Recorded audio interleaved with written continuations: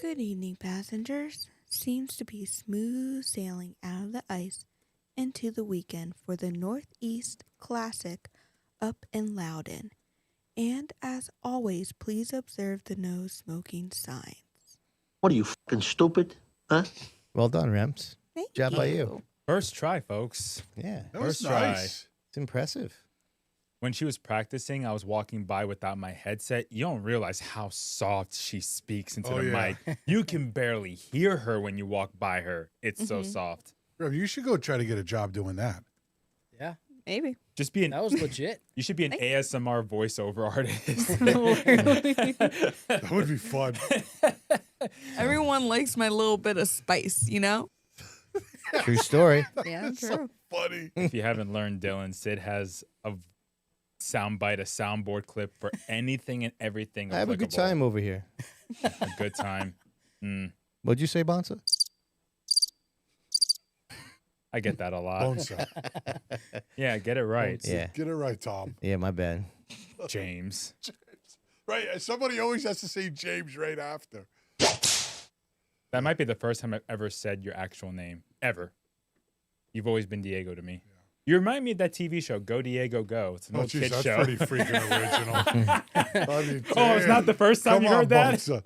The only thing that could have been better if I would have named my daughter, I think Rachel wanted to name her Eldora or something. Imagine if her name was Dora. And, Dora and Diego. I mean, we could have just played on that. That would have been funny. I didn't know if you knew. I didn't know if you knew that show or heard about that Oh, show. yeah. Go Diego Go. Oh, Dora yeah. the Explorer was the OG one, Mm-hmm. but you were too old to watch it back then. I watched it. Yeah, like what? 15 years old? 20 years old?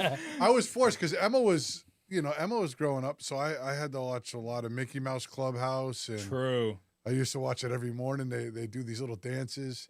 Mickey Mouse Clubhouse, Little Einsteins, Yeah, those type of I shows. watched them. They don't make them like they used to. My kid's on Toy Story and Nemo. Really? Yeah. Oh, and every day. Nemo? Wow. Nemo? Girl, he's Oh, yeah, sleeping again. Stop. Pick another one. I can't tell you how many times I've watched Finding Nemo. Like 9, 10 No, times. good that's movie. high It is. quality. It is As a far good as kids movie. entertainment goes, Yeah. that's very high quality. I've never seen Dory though. No, I've never Finding seen Dory. Finding Dory. Somehow they all just get lost all the time. It's They also end up in like yeah. an The hot- 18-wheeler in that one, Christina right? says the hot diggity dog dance is like burn. From Goofy. I used to do it all the time. That song was kind of catchy back then as a Oh kid. yeah. Hot dog, hot dog. hot Yes! diggity dog. Yes! Oh, you know it too. Yes. Yes! Oh, Ryan Estrella knows it. What's wrong with us? It was catchy, Yeah. right? It's bad for me because you're both fathers with kids. Right. I'm not. Right. I have a little brother though, so I have a little bit of an excuse. Bobby knows that song probably. What? No, that was my era at that point. That show's been on for like, what, 2 decades Oh now? yeah. I feel like I was in And the you target still audience don't for like this song. Disney. What the hell? No, I like Pixar. All right, Yeah. settle in.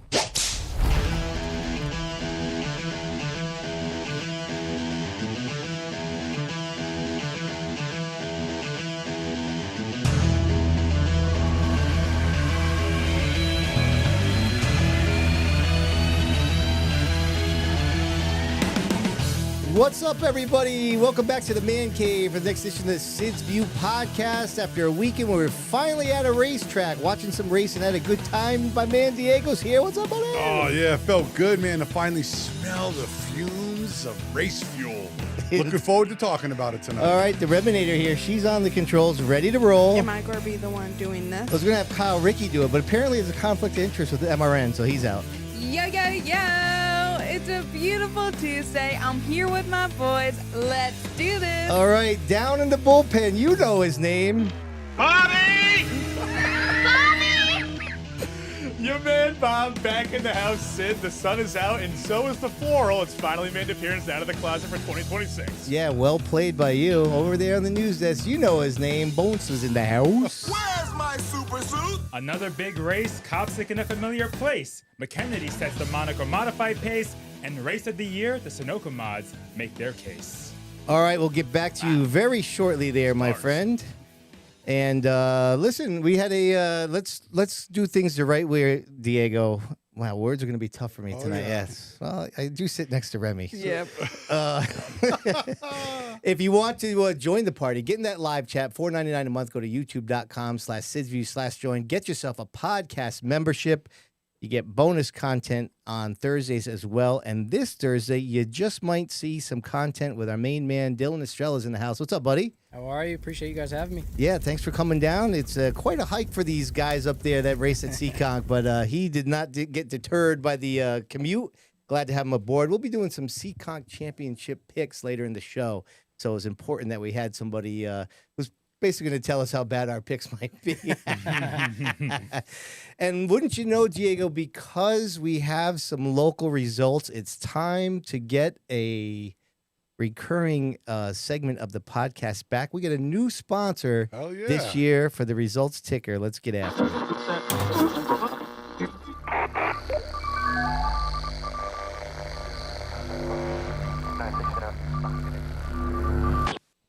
Mid-State Site Development, getting it done, doing the ticker for us. That was beautiful. Yeah, well done by Rob. You know our man Bobby yes. does it there in the old animation That's booth. He beautiful. gets it As done always. well. Yeah. So listen, Diego, we were all up there at Thompson. Give us a little bit about your weekend up. Did you go up there both days? No, I just made it up. Friday we did a little yard work. I didn't go down south with my brother. Yep. I decided to stay home, and we went up Saturday. And man, it felt good to be back at a racetrack. It's been kind of a long winter. It's been a while. Yeah, the weather was just about right. I was just a little chilly, but it was heavy sweatshirt weather for a while, and, Yeah. and maybe break down to a long sleeve T-shirt. Yep. But it was really fun to watch some good racing. I mean, we're going to get into it later with the news. But, yeah, I had a great time, man. It was some excellent racing. Yeah, we had a good time. We got after it with the Monaco series. Was flying the drones, all kinds of GoPros. Did our filmed our what will be the second episode of our reality series, Modified Country. So that was a lot of fun. The wind was a little bit much. Yeah, I'd especially say. with the microphones. That's when you're a video guy. That's not. Dude, I was sitting with my buddies, right? Yeah. And they were like, the drone would go, zoom! And they Yeah. were like, yo, what the hell was that? Right? So, yeah, that thing was coming. That guy keeps up. Yeah. Ben's no joke, man. He Yeah, he knows that what was he's doing. cool. We actually we were a little bit we got a little sidetracked there, and he didn't end up going out in the heats. But a lot of times I'll tell him, like, yeah, just go out there and fly, do the oohs and ahs. I have people like pointing at it. you Yeah, know, right. because it is kind of fun to watch. And then when the feature came, and I was kind of directing from the stands, and that's all I saw was like the hands pointing and stuff. So Yeah, right. it's cool when you have an attention grabber like that. You know who else I saw was our friend Johnny O. You know Johnny O, yeah. the old Serve Pro. Oh, And yeah. they are back with the podcast. They're going to be the sponsor for the Chalkboard Chatter as we move on.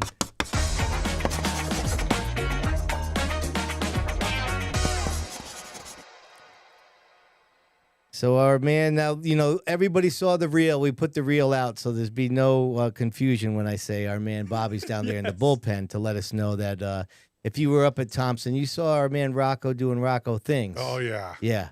So entertaining stuff. Bonsa's going to have more about that. Let's get into it with the weekly update. Get things started.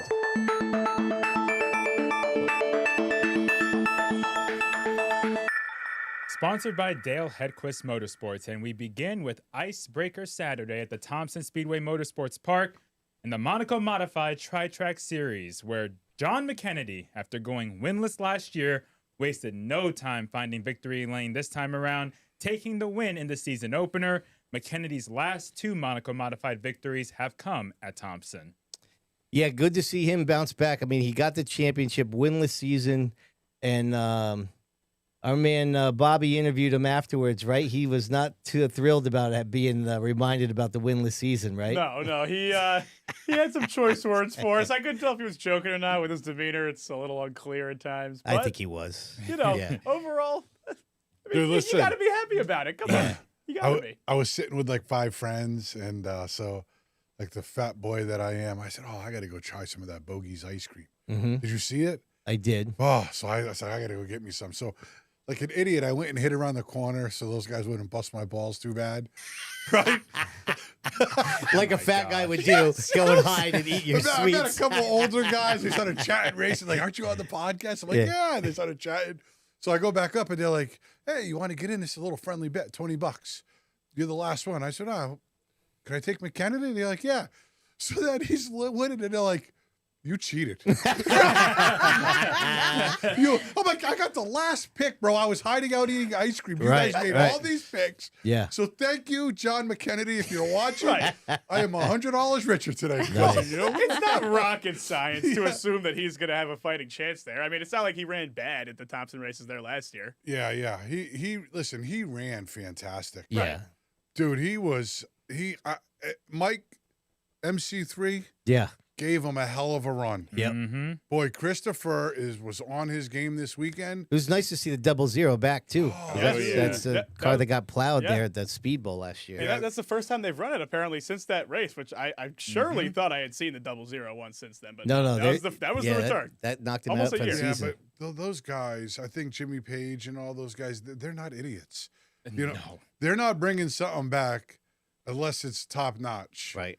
Right. And obviously Mike is one hell of a shoe, and he's really good there. I think he's won a race there with Baldwin. Has he won one there? Yes. Yeah. Yeah, he's Well, an he- icebreaker. Yeah, he's really good there.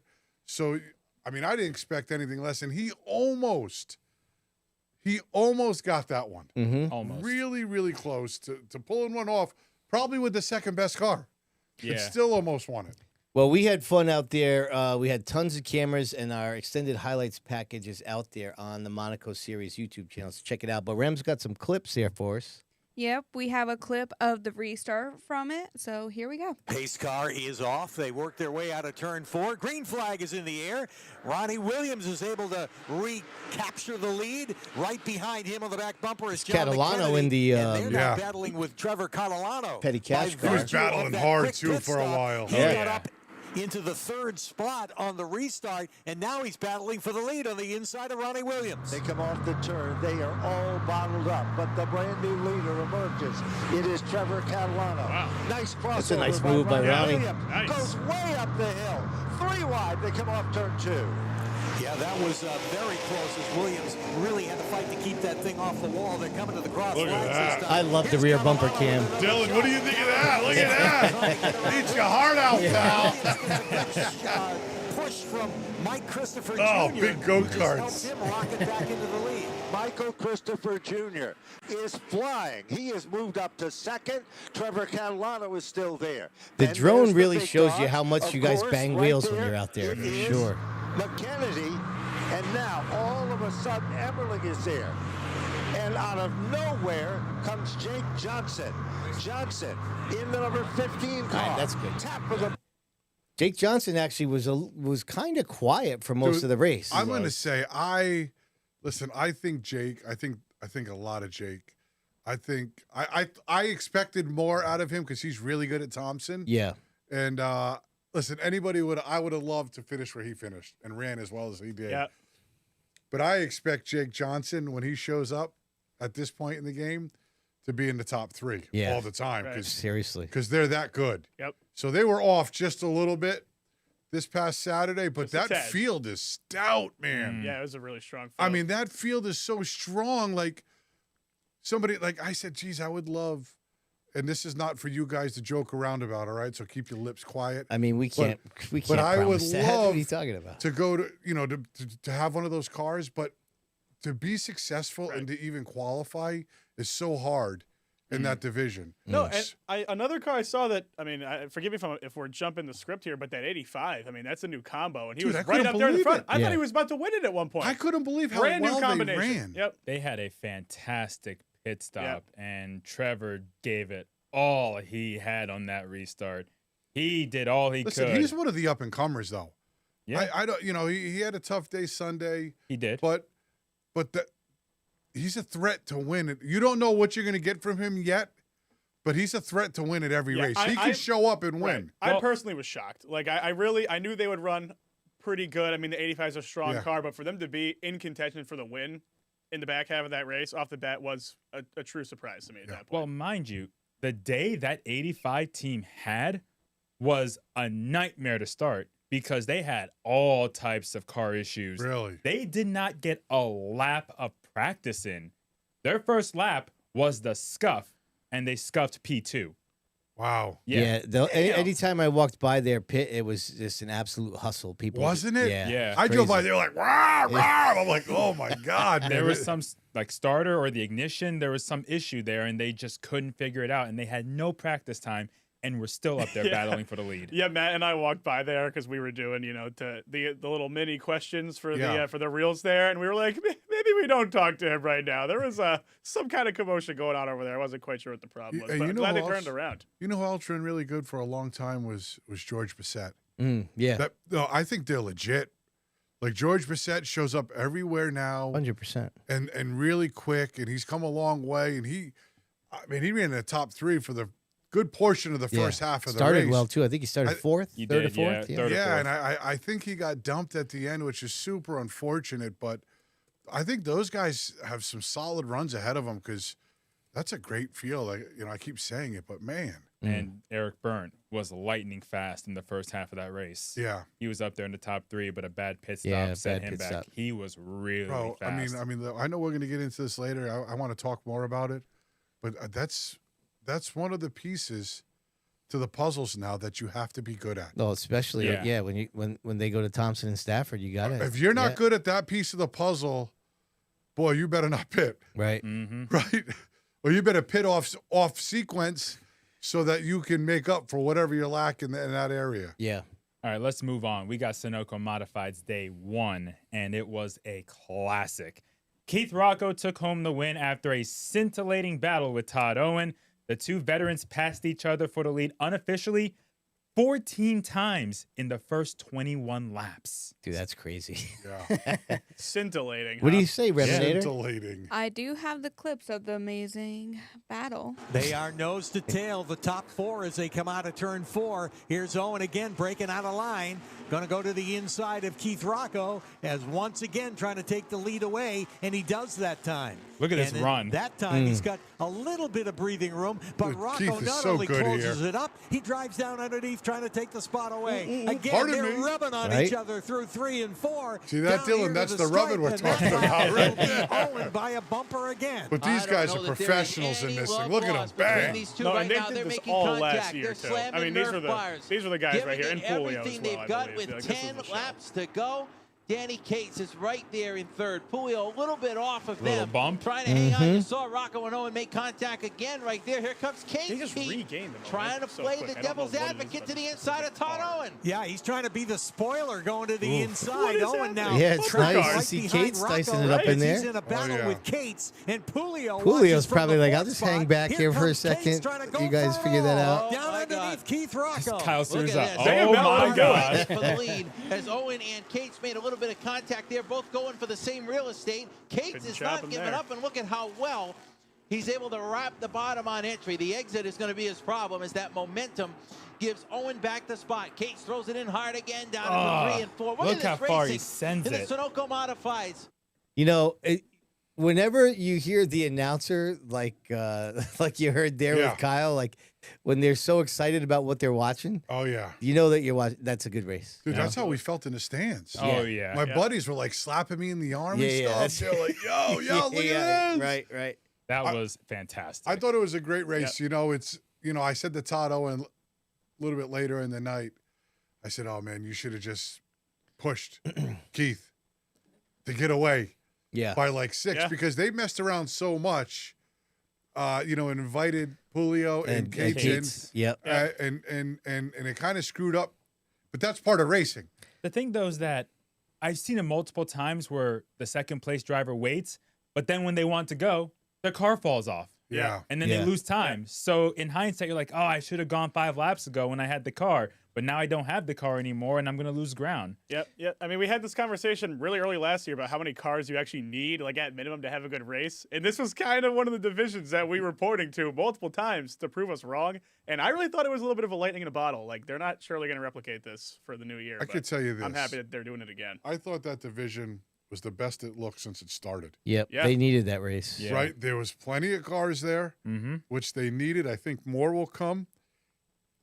And the battle between Rocco and Owen, like, I'm watching just as a racer because I raced with Keith a lot. I raced with Todd, not as much as Keith, but those guys know right where they're at all the time. Yeah. You know, like if you watched that race and just kept watching, Keith would bring Todd to the absolute breaking point. Yeah. But that's it. And then he would get off. And it's like the same thing with Todd. It's like these guys, they're good modified drivers. So they know how far they could take one another up the hill or off the corner. So for me as an ex-racer to watch, it was really exciting to watch them not go over that edge to destroy each other. Right. They've had countless battles together. Yeah. Oh, yeah. Well, watching that race, Diego, it made me think of something. You know what I mean?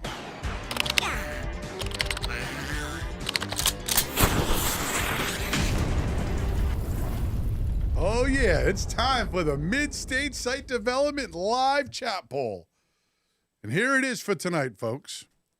Here is today's poll's question. Hit it. Who will win the Sunoco Modified Championship at Thompson? Now, there's 4 choices. Bring it. Obviously, number 1, Keith Rocco. Number 2, Todd Owen. Mm-hmm. Number 3, JP John Pulio. Mm-hmm. Or number 4, I hope Sid could give me some names here of someone else. Well, you got Danny Cates. Probably expect to see Zach Racer there, right? Oh, yeah. Derek Ramstrom. Mikey Flynn was there. I don't know what his plans are, if he's going to be there all season or not. But, I mean, you got some other options there for sure. Yeah, there's some good names there. Well, right now, folks, all you podcast members can now vote on the live chat. And Sid will give us some updates as the night goes on tonight. All right. We were talking about, before we went live, we were talking to Dylan about maybe seeing an open wheel at some point. Like, jump right in there, huh? Yeah, I mean, if the opportunity was there, I'd definitely give it a shot. Like I said, I don't know if I do it every week. I like my thumbs. So. Oh, gosh. Well, I think you would like it. If you got a chance to get in a good car, yeah, you would be like, damn. Like, maybe, it would probably be a prime opportunity for him. Because remember they used to have the SK races come to Seekonk? Do you remember that a couple of years ago? Oh, yeah. Yeah, they had like a 5K race up there. They had a 5K race there. Or if you could ever finagle your way into a Monaco car during that series. All right, yes. You better start. I'm a driver, man. I wouldn't say no. Hell yeah, you better start. Mike Perry would be busting me about it, but I wouldn't say no. You better start self-advocating. That's a true here. racer right there. Yep. I'll jump in and drive. Let's go. Let's do it. All right, let's go on to the NEMA Lights. They had their season opener, and Kyle Valeri won the event. My championship pick, by the way. Nice job. After Zach Just read the news, dude. You don't got to gloat. Come on. As Diego says, it's my segment. That's right. Oh, yeah. My Thank bad. you. Thank you. But Valeri won after Zach Martinez, who took the checkered flag first, got disqualified for being too light on the scales post-race. That's a shame. The rules are the rules. Correctamundo. Oh, yeah. Reminator. Go. I do have the really bad crash of Kutu, so here we go. We've heard that before. Has got some This happened last year when I cover. picked him. Yellow is out. Trouble. Mm. And we got a car flipped over. And a little bit of flame as well. That's always scary when Looks like whenever I 53. see a car like that. Whenever I see flames, really, Dylan and the Kutu driver not out of the car yet, I has kind of get had anxiety a his little share bit. of Especially bad when they're luck here upside at down. Thompson. Yeah, I mean, I hadn't really been able to see any of the racing except from, over in the garage area where we were. So I was walking up to the tower at that point, and the first thing I see all day, people pointing, I look over, and that's what I see. You never guessed what I was doing at that time. You were eating ice cream. Yes. Yeah. I was going to say eating ice cream. Well, we could never guess but I'm that. like, I don't care. Poor Kutu, man. He can't catch a break at Thompson. Yeah, I think he flipped. I picked him for that race. Did he flip there last He year? plastered the wall last year. His His right. car, I think something in the steering broke or something Yeah. like that last year, and he went straight in. He didn't flip. Yeah. This one, the I engine remember that. just grenaded on him. Yeah. But thankfully, from what I saw and heard, he was okay. Now we go to the Pro Truck Challenge. They had their season opener at Thompson. For the second straight year, Randy Burr won the season opener. Mm-hmm. You spotting in this race? No, I didn't spot for this race. I was just a spectator and enjoy. I love that division. I truly do love the division. It's like watching street stock to me. Yeah. Maybe like a street stock on steroids a little bit. And Randy Burr, boy, I think he started close to last for some reason. That thing handled great down the straightaway, right? It handled great in the corners. And Bert Ouellette had a great run. I thought Bert Yeah. Ouellette had it sewed up. Right. And then there was a late race caution, and Randy Bird just did his thing, man. He's a veteran of that series, and probably one of the best in that division. And of course, you know who picked him for the championship, Bonza? Oh, here we go. Some loser. Hell yeah! Oh, Okay. Yeah. He didn't even deny it. He said, No, hell yeah. yeah, He's he- proud of being a I don't loser. care. Well, Yeah. you mentioned trucks. Well, we saw some trucks in this race. The R&R Street Stock Open had a few trucks in it, Oh yeah. but it was Ryan Lynham who got the victory for the second straight year in the Thompson Opener. What was that all about?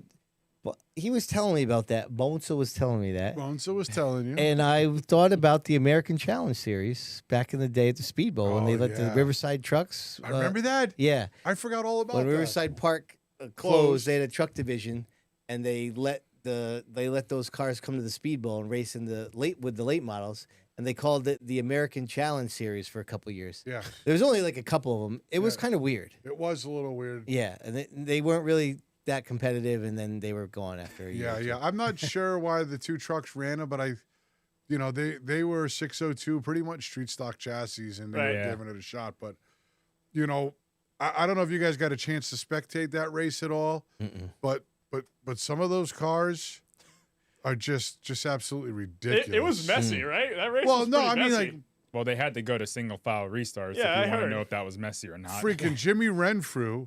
I mean, that thing is about as close to a late model as it can possibly be. Badass looking car though. Right? Al Stone and Gary Espinosa's car. Yep. That thing is like a late model. Somebody wrote on Renfrew's post, a beautiful car.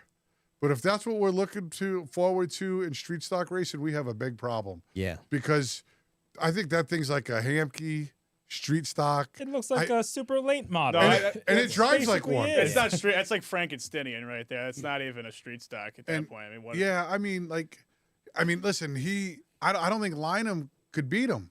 Well, And the Lynham's transmission- fast. The Yeah. transmission beat Renfrew. Right, right. And Well- Lynham's good in that division. Yeah. Bones, so who was it? Lynham came up to us, I think, he was all like kind of jokingly when he was all jacked up. He was like, "Why didn't you guys take me to pickups?" And we were like, "Dude, there We was didn't no start 'em. pickups. There was no pickups. What Yeah. are you talking about?" Yeah, and I screwed that up, and I told you guys that afterwards. We did screw that up. Last year, we took a break from the championship picks and did pick the icebreaker, and so that's my bad. I'll take that one. What happened to Stone in that race? Did he cut a tire? He went straight in the wall. Yeah, I'm not sure what happened. I don't know if any of you guys know this, but Gary Espinosa, I think, owns that car. And Yeah. so, Gary's been out of racing a long time. And if you guys don't know who he is, he owns Larry's Auto Machine. Yep. And so I was really looking forward to, he's a great guy. And I was looking for big things. The car showed a lot of speed. It's beautiful. And, but something happened. He cut a tire or something, and he came back the next day and raced. But Yeah. I actually enjoyed the race. I got to give a shout out to Aaron Clemens. Did you see his car? He had a ridiculous race. Well, my man showed up. He still got a top 5, didn't he? He showed up with chromies. That's all I care about. Did you see my that gosh. thing? See, and here the thing you're talking about how he was driving No, or that bitch something. is I had to No. put my sunglasses on to look at that thing. Oh, yeah. So my man learning something new. All right. But He's never run the chrome before, really? no, they just picked up some chrome okay, rims and okay, had I the see. chrome numbers. And Well, so, he already you had know, the number, right? that stuff gets me excited. You All know. right. We know. Bones, so carry on. All right. Well, no, we had something that happened in a heat race, Remy. Oh, yes. Oh, yeah. So Waterman goes 3 wide, so I do have a clip of that. Oh, back to Inside lane. First slid race back, very, by the very way. loose there on the start for John Porter. Slid those rear tires, and that means the outside lane gets the advantage, and that is Al Stone. Up top leads the charge. We've got trouble already in 1 and 2. That Ryan 52 Waterman is involved down there Canfield. in that, the 86 Canfield. Yeah. of Porter. I mean, was that's a little involved. much, right? That's the first lap of the heat race. Yeah. Oh. Well, you know he's a beast. Welcome back, Ryan. Oh, yeah. I mean, yeah. do you really think he was going to be passive in his return? Was that too aggressive? Listen. Yeah, probably. It's 3 wide, lap 1 of a heat, but Waterman's not going to change because of what happened last year. Yeah, that's- You're fooling yourself if you think that. Points for consistency, I guess. I tell you what, Dylan could probably attest to this. You pick up your most spots on a green flag. Everybody's sleeping a little bit. Yeah. I always say you got to get them before they get comfortable. Because when they get comfortable, it's got a hard time to pass them. So get them right now. Yep. But he just tried to get all 4 of them. and used some dirt in the process. That was a groove nobody has run before. Now we know why. All right, let's go to the Crown Vics. They ended off the Saturday event. A cool story. John Williams Jr. scored the victory, holding off his son Ethan to snap his 6-race winning streak at Thompson. Ethan said in Victory Lane that was his father John's first race since 1993. How crazy is Yeah, that? he was like one of the originals, the OGs of the Strictly stocks at the Speedbowl. Yeah, I remember writing that name a few times doing the research. Yeah, I think I looked it up today. He's got 4 wins at the Speedbowl. Wow, and definitely raced at Thompson too, if I'm not mistaken. Yeah, that's crazy. They were nose to tail in the last 5 laps. Ethan tried to get by him but couldn't. That's great. Not bad for that's great. Shaking the rust off after 30 years. Right. There's hope for you, Diego. Oh, thank you, Bonssa. Dylan, your dad race? No. Okay. All right, we'll go to Sunday now, headlined by the NASCAR Modified Tour, where Steven Kopsick scored his 2nd straight win, taking the victory in the Icebreaker 150. Within the last year, Kopsick has won the Spring Sizzler, the Martinsville Grandfather Clock, and now the Icebreaker. Dude's hot. Oh. Yeah. Oh, they got it going on right now. They do. They got a stout car. And they had a really good pit stop in that tour race that made a big difference. Yeah, you know who was really good in that race? There was a couple I could think of. Who?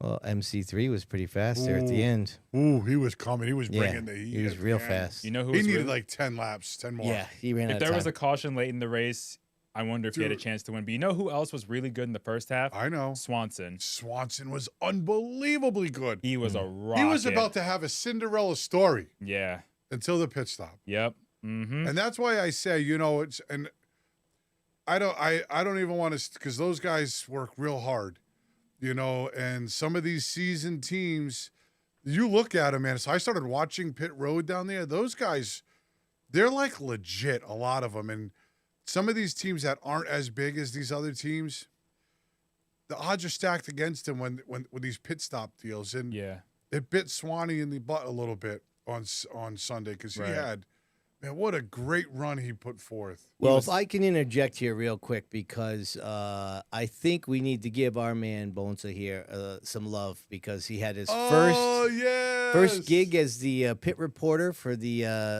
NASCAR Modified Tour on That's Flow. That's awesome. Congrats, Bonssa. And he did a great job. Yeah, it was awesome. Yeah, that was great. I love your insight. You know, during when they kick it over to you, is it Ricky that was kicking it to you? Yeah, Kyle. Yeah, Kyle was kicking it to you, and we like to call him the Ricker. The Ricker. Yep. Yeah, and your insight to what was going on, and it's educational to people that don't know. So it's stuff you do at Stafford. I know it's everyday stuff for you, but yeah, it was great to listen to. No, I had a blast, and I got my steps in, to say the least, because all the fast cars were spread from one end of pit road to the other. They weren't like all together, so you had to walk up and down pit road nonstop to get updates. So I'm just curious, do you go to like the crew chiefs and they give you the time of day? So I'll try to talk to a crew member to get information. I do have a scanner as well, so I'll try to see if I can pick up on anything, but that's a little difficult because there's 30 teams out there. Yeah. But yeah, I just walk up and down pit road a lot and just talk to somebody from the crew because they largely know what I'm there for, and that's how I get updates on how the teams are doing. Oh, that's perfect. Well, and of course, in his post-race interviews, we got ourselves a doozy, and we were able to debut the quote of the week for the first time this year. No.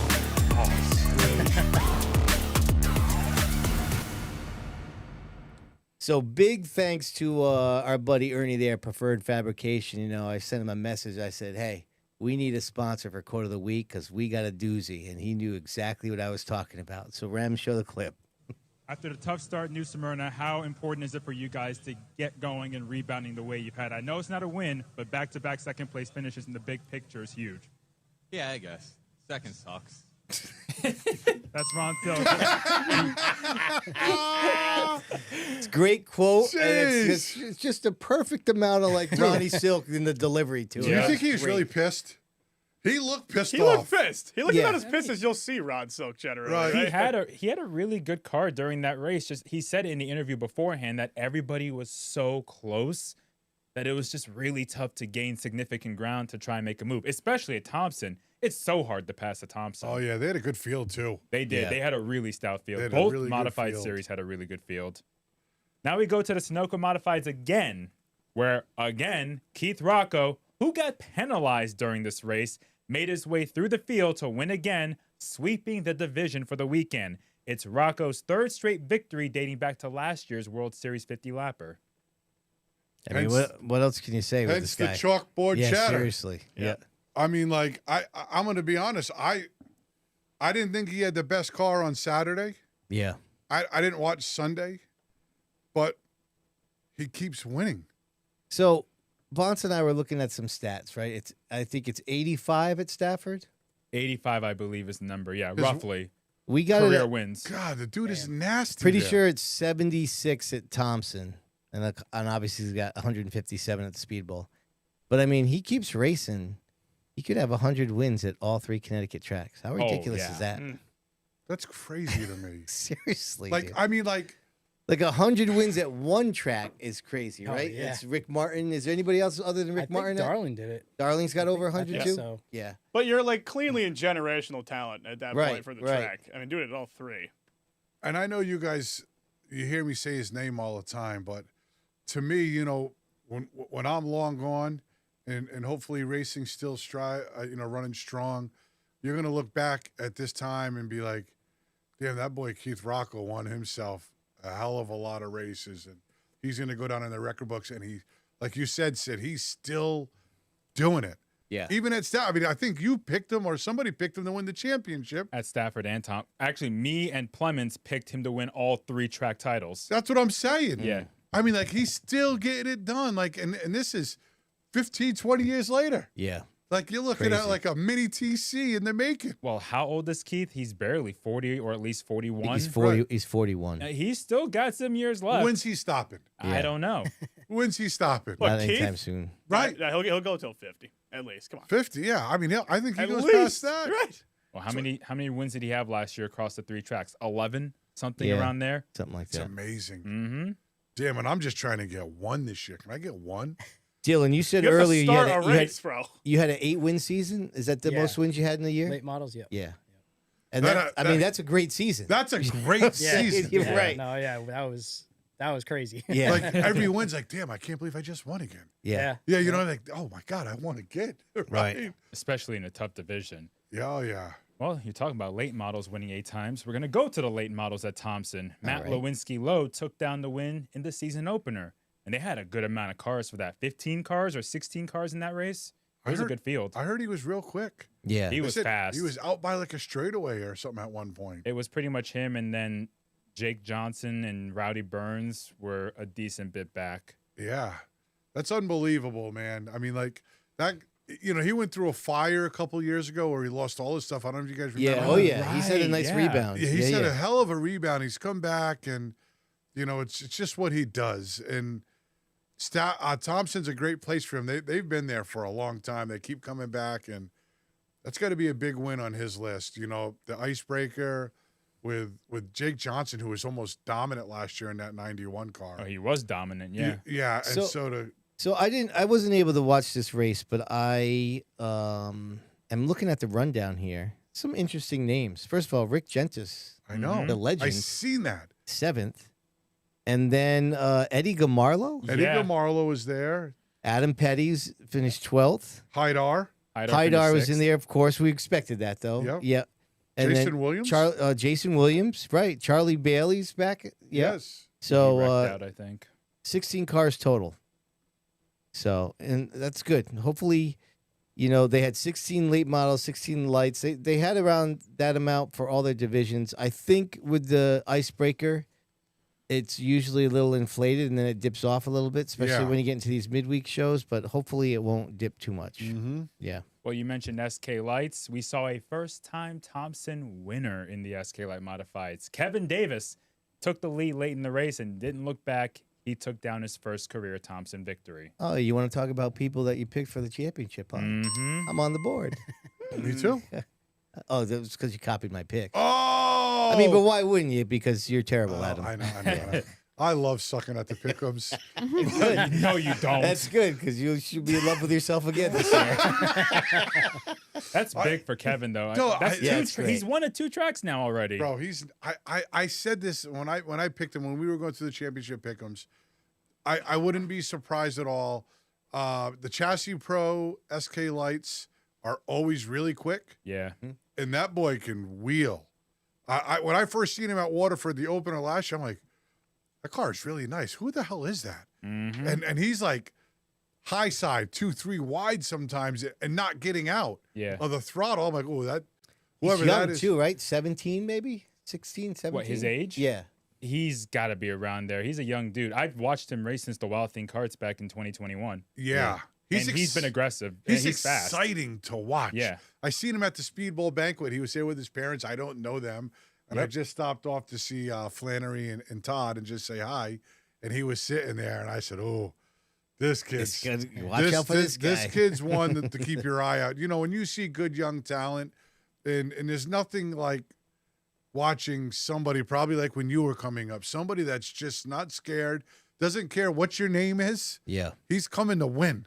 I don't care who you are, and if you're in the way, he's coming in on the bottom or the top. It don't matter. Right. And I love that part about him and watching him race. It's just, I could tell watching him, it's just a car. Yeah. You know, it's just another car to pass. When I was waiting at the gate for it to open the beginning of Sunday, I actually talked to Kevin and his dad, also Kevin, and they were like, oh, we're just going to try and complete all the laps. I think it was their second race ever at Thompson. Yeah. Well, they completed all of them. Yeah. But you talk about Chassis Pro, Melania Shalosky. Bro. First Thompson race, Bro. podium finish. Yeah, that's great, man. I was talking to her dad the day before, Yep. and Melania, and I know that, you know, they wanted to run good, but they were just going to run every lap, you know. Right. And I haven't run a lot there, and I said, Melania, just do your thing. You know, you just got to do your thing. Whatever happens, happens. And so I didn't get a chance to watch the race, and I went on quickly to race monitor. I'm like, God damn it, look at her. Yeah. You know, she got a great run out of that, and what a confidence booster to head into the start of your SK Light career. So first SK Light race at Thompson, second SK Light race overall, right? Mm-hmm. Right. Yeah. So that's impressive. Unbelievable. Yeah, good I for felt her. bad for Dalton McCarthy. He led a lot of that race. Yeah, I don't know what happened there. I think he got bumped in the back by Johnny O, like accidentally on the last lap, and it shot Dalton straight into the wall, and he hit the wall pretty good. Yeah. He led a lot of that race with that car, so I think those guys are going to be pretty quick, both at Thompson and Stafford this year. I'm sure. Now we're going to go to the street stocks, where another first-time winner occurred. Austin Erickson, who we've seen win at Waterford in the Crown Vics, he claimed his first win at the 5/8 mile oval. Do you see that race? I didn't see it, but I knew he had a mishap the week before. They were In a test at practice. Star or something. They Up were north. somewhere testing. Yeah. And the thing went off on the end of the hook. Something broke on the right front. But, I mean, those guys always put together good cars. He said that was his fourth start at Thompson. Really? Ever, yeah. And he beat Ryan Lynham and George Baldwin. Right. Yeah. Those guys are strong up Yeah. there. Yep. Yeah, that's impressive. Good for those guys. Now let's head down to Tennessee at the Nashville Fairgrounds Speedway, where the Cars Tour was in town. And in the Pro Late models, Brody Monahan finished 6th out of 36 cars, and that's after qualifying top 5 in the time trials. Oh, man. I couldn't go to this race, so it's really fun to sit here and talk about it. But I was keeping up at Thompson, watching every practice on Race Monitor. The second practice goes out, and I'm like, holy smokes. My man just put it at the top of the charts. You had Dawson Sutton there, Caden Honeycutt. There's multiple drivers that run trucks. I was super excited for him, and I talked to Dylan about this earlier. You know, I don't care if anybody believes this or not, but dirty air is something. And so when you're racing, you know, it's very important to be out on the front, because when you're in traffic at a track like Tennessee, that's a real fast half or 5/8 mile, it means something to get a good starting spot. And so, you know, tailed off a little at the end of the race. I watched it, and I was, you know, rooting hard from my couch. Yeah. But you know, Monahan Motorsports down south needed a solid run, almost a top 5. There was a hell of a lot of cars there. Mm-hmm. The place was packed. Mm-hmm. Over 10,000 people in the stands. That's there. crazy, man. I mean, when my brother had sent me a picture of the stands, I'm like, this is unbelievable. When do you see something like this at a short track race? You know, but great run for those guys. Yeah, good for him, man. Good speed. Yeah. So. They've needed some luck when it comes to cars pro late model races. They haven't had much fortune racing in that series. Yeah, it's very hard. Yeah. So they're at it. So good job, Brody. Damn it. It's late on You that. were so late. Anyways, we're going to stay in Tennessee because NASCAR was at Bristol Motor Speedway. And on Friday, the trucks were in town. Gio Ruggiero finished third. That's his third top 3 finish this season. He sits 6th in the standings, only 21 points behind the leader, Chandler Smith. Christopher Bell won the race. Did you guys watch it? I watched the last stage. Did you watch Christian Eckes? And Corey Haim. Oh, dude. That was interesting. Well, you know, and they were hyping up Christian Eckes the whole time in a negative way about how aggressive he is. Well, a lot of those truckers are aggressive. Yeah, but they were like, and so Christian is from around here, kind of. He goes to the Speedbowl. Yeah, he's won a race at the Speedbowl. Yeah, so he comes down and helps Joey Walnuts out down at the Speedbowl, Mm-hmm. and he's real approachable, real nice kid. Yeah, he's a good guy. Yep. Good guy. And Was that like presented as a dig at him? I feel like he's not, unusually aggressive. I don't feel like he was either. I never thought But the that about him. commentators were speaking like that, and I think he tried to slow down Corey and right-reared him. I think he tried to get in line behind him. Yeah, I don't know what mistimed happened. it. Yeah. But those guys are professionals. Right. They do that stuff all the time. And if he mistimed that real bad. Because that happened at like the right rear tire. Yeah, right. You know what I mean? That wasn't just like, oh, I just clipped your bumper slightly. That was like, boom, oh, get off, and then back up in the fence. Yeah. The crappy part was, I think it was for $500,000. Yeah, that For was on Haim. the line. Yeah. I mean, right. it was. I think he was going to win the race. $500,000 or 50,000? 500,000. Was it 500,000? I think it was I don't know five. if it was that big. I thought it was 'cause 50. No, because he had won 100,000 the second race, and this was up to a chance at half. Maybe I'm wrong. I'm sure Keeter will, can correct yeah, us. Keeter will correct Yeah, me. he's but, here. He's our savior. But, yeah, that was bad. It did not look good on Eckes, but I really don't think he meant to do that. Yeah. I know they were rubbing the turn before, but I can't imagine he would just right rear somebody in front of the entire field. He took out all the championship contenders. Well, you know what it's like?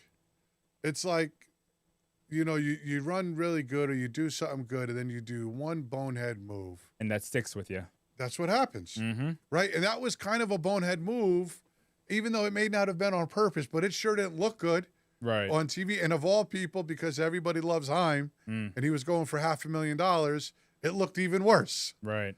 But Eckes ran a hell of a race the whole race, man. He was He did. fast. But I mean, Christopher Bell, it's going to be hard to beat him in a truck. He hasn't won or raced in a long time. He hasn't won since he's been in the 4 truck. In the truck, yeah. That was with KBM. Oh, wow. Right. It's Yeah, been that was that a while long. ago. If Yeah. you remember back when, though, he used to dominate.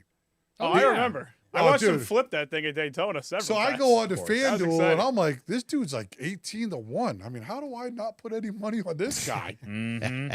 Boom! Late in the race, there he is, baby. Oh! But All right, what else you got? The Cup Series on Sunday, where Ryan Preece claimed a season-best 8th place finish, but still fell to 14th in points because he didn't get stage points during the event. Ty Gibbs claimed the win, his first career Cup win. What did we just talk about with Priest and the stage points? I Yeah. mean, it's exactly what we've been talking about. you He's right mentioned it. outside of it the whole race. I mean, I still think he's going to make the chase, but it's kind of like, give me a little more here, man. Like, get up in there. Come on. He was almost non-existent the whole race. So I got a gripe for you, okay? So I'm waiting. The tour race is delayed, right, for whatever's happening up at Thompson. So for 45 minutes, I got Flo on my phone waiting for the race to start. So I'm watching the Cup race. When I turn the Cup race on, You were watching the Cup race at Thompson? no, I was watching the Cup race on my Oh. TV. No, Waiting for this was Thompson? Sunday. I wasn't at Thompson Oh, I Sunday. thought you went up to- I was only there on Saturday. Oh, okay. So I turned it on. I think Ryan was in 21st. Yeah. He got up to either 11th or 10th, and they didn't say a single word about him. And I'm like, son of a bitch. Like, Yeah. I just can't get, what does this guy have to do for them to talk about him, right? Yeah. So finally, it looks like the tour race is about to stop. So I switch it. And when I switch it and I have the Cup race on my phone, they start talking about Ryan. I'm like, Yeah. Damn it. Oh, At yeah. least they mentioned him, but Yeah. hey, Yes, true. it's another good. they've been consistently in the top 15. You got to remember, it's so hard to beat the Penske, Gibbs, and Hendrick guys. It is. So I mean, you're late into they've run that car for several years now. When they come with the new gen, usually you kind of get like this big reshuffling, and everyone goes, "Oh my God, the little dogs can fight with the big teams now." But it always kind of files into line at the end of it, all the testing and everything. now we had a schedule change this weekend for the 6th annual Northeast Classic. Wait. Yes. Wait, hold on. What? Oh, you want to talk about Ty Gibbs? Come on, you're not Yeah. even going to mention True. Ty Gibbs, bro. Jesus, do we have True. to? I mean, are you serious? What an emotional win. No, honestly, I know a lot of people don't like him, but good for him that Bro, he got that win. He deserved it. He's It's a been- long time coming. He's been running strong. Did you see how excited Coach Gibbs was? Oh, yeah. He grabbed the mic out of the hand. He was like doing his own thing. He was like, "Arr, arr, arr, arr."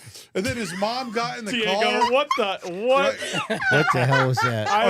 You guys didn't see it, did you? Oh, we got to watch it. No, I dude. did. I don't think he talked like that. Oh yeah, no, he was yelling. He was. Had the mic, grabbed the mic out of what's her name? Jamie Little. Jamie Little's hand, and he just started talking.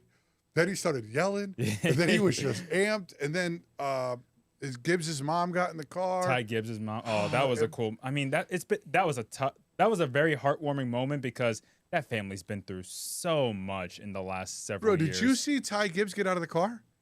Like, my man was running around victory, like literally running around victory lane. Yeah. Like a little kid. I know. He was running and hugging and jumping. Like, it was fun to watch. I'm like, my wife, I think Rachel was trying to talk to you. I'm like, I got to watch this. This is fun to watch. Sid, did you see Ty Gibbs get out of the car? No, I could care less. Are you kidding me? I could care less. Yes. Did you see it, Fro? Yeah, I saw it. It was great. No, it was a good finish, too. I thought Coach It Gibbs, was. when It did was they a good interview the finish. car owner? Right? And Coach Gibbs got the mic. When did they interview the car owner? They interviewed Michael Jordan. Michael Jordan. Like, what are you That's talking a about? rarity. Yeah, but that's a rarity. They don't ever go up to Rick Hendricks when he's there and talk to Right. him. Never. That's Michael true. Jordan Yeah. is Michael Jordan. So Yeah. they talk to him. When has Joe Gibbs ever got on the mic after a win? I've never seen it. How many Not races at often. Hamlin or all these guys won during the year? But No, Yeah. I was very happy for Ty Gibbs and the family. They've been through so much, so they needed something like that together as a family. Jeremy says he is a little kid. I forget how young he is. He is Yeah. really young, and he looks younger. Oh, Yeah. so fun. It's like Dylan. He's younger than his age. Yeah. Oh, yeah. All right. All right, we'll resume to Thank you. New Hampshire. Yeah, no, I appreciate you bringing that up. I did not mean to glide over that. At Loudon, they have the 6th annual Northeast Classic this weekend, but there's been a schedule change because of forecasted showers on Sunday. The entirety of the event will be run this Saturday, April 18th. That is going to be an action-packed day, and somebody we know who happens to be in this room will be competing in that event. Isn't that so, Dylan? What? Diego, you're Yeah. running? We'll see. We haven't practiced yet, guys. Relax. But you're entered into the American Canadian Tour race. Yeah, yep. Gonna be running a late model for our good friend Doug Reinbold. So we'll see. First time there, racing. Yep. Yeah. Yep. So do you guys go up on Thursday, Friday? After work, I'm gonna go up Friday. That kind of threw a wrench in everything. We planned on going up Saturday, staying the night. Yep. And now my dad was like, "Well, you can either go up Friday or you can be here at 6:30 in the morning." And I was like, "Yeah, that 2-hour ride's not happening at Saturday morning." So Right. yeah, kind of screwed everything up. How excited are you to do this? I'm excited. I mean, to be honest with you, like a little nervous because I don't really know what to expect. You know, it's triple the speed I'm used to at Seekonk. You know, you got to figure out drafting right and wrong times to pass. And Right. I'm assuming you got to rely on your spotter a little bit. oh yeah, Mike Perry. He'll get me good. Yeah, yeah. Yeah, that's exciting, man. I'm sure your nerves are going to be, I mean, right up until you pull out onto the Yeah. track. Oh, you're gonna be that's like, how it "Oh, is. It's like right when you pull on the track. Like I said it to my wife. I can't even believe I'm saying this now. I was like, hey, don't say anything to anybody, but I'm actually nervous for once to like Yeah. get on a track. I was like, this is some speed here. Like, Bro, I don't these blame are the big you. boys too. I don't blame you. I said Emma ran one time, and I was like, my heart Up in the in the trucks? down, pounding out of my chest watching her, and I'm like, I'm petrified for. I'm like, I don't even want to do it. I don't want to do it. I'm scared for her. You know what I mean? But yeah, good luck to you, man. Yeah, man. Appreciate it. Best of Thank luck. you. Yeah, Thank you. definitely. Continuing the Dale Hedquist Motorsports Weekly Update, we're going to go to the New London Waterford Speedbowl because Director of Race Day Operations, Sean Monahan, hinted to us in our live chat last week that he looks to spray the bottom lane at the Speedbowl this year. Going into more detail, Monahan told us, quote, I am just trying to get my hands on the material so I can get it done for opening day. And I'm definitely going to be spraying the track throughout the season. It's one of my high priorities because it's very important to have great racing. You damn right, wise ass. All right, good move there, Sean. It's going to be great. I hope so, man. It's I still don't understand the whole application and when's the best time to put it down and how often and all that kind of stuff. So, I hope Sean has that all figured out, and it's gonna definitely make a difference. I feel like they tried it. Tri-track twice. No, I know that Tri-Track has done it several times, but I felt like there was a time when I think Foster ran the track. Yep. And they did it, and then it rained for like 2 weeks, and then they had an enduro, and it was like useless. Yeah. I mean, you kind of can't really do anything about the weather. Yeah. But it sounds like Sean's definitely putting in the research to do it effectively. So that sticky stuff is tricky because you need that sticky stuff to warm up for it to be effective. And if it rains, well, you can forget about it because then it's just going to get washed off. Yeah. I'm going to tell you, it's to me, it's another step that he's making to try to give the people a great product. Right. And we had said this before, you may fail at one or two, like when Foster did it, it just happened to rain 2 weeks. Right. And in the enduro came, but I applaud him. I talked to him. He is pegged right now. He is so gassed up about the Speedbowl. It's just like, I feel like I could hit him with a pin. And he'd go, woo! Just fly away. All around the room. Cartoonishly. Yeah, he is that hyped up about the Speedbowl right now. So for everybody coming, I'm really excited. Well, changes out to the surface can definitely make a difference. And we were talking to Dylan beforehand. I was surprised when I first went up to you at Seekonk and was talking to you about how they repaved the corners. And I was expecting everyone to be excited about it, but it's not necessarily the case. Give me your thoughts on since they repaved it. How does it change the track over there at Seekonk? I mean, in the beginning, it was different. I mean, you could drive the car and then the thing would stick, and you're back on the throttle. You'll full throttle almost immediately. You can do that there? Not right now. In the beginning. How long ago when did they repave the corners?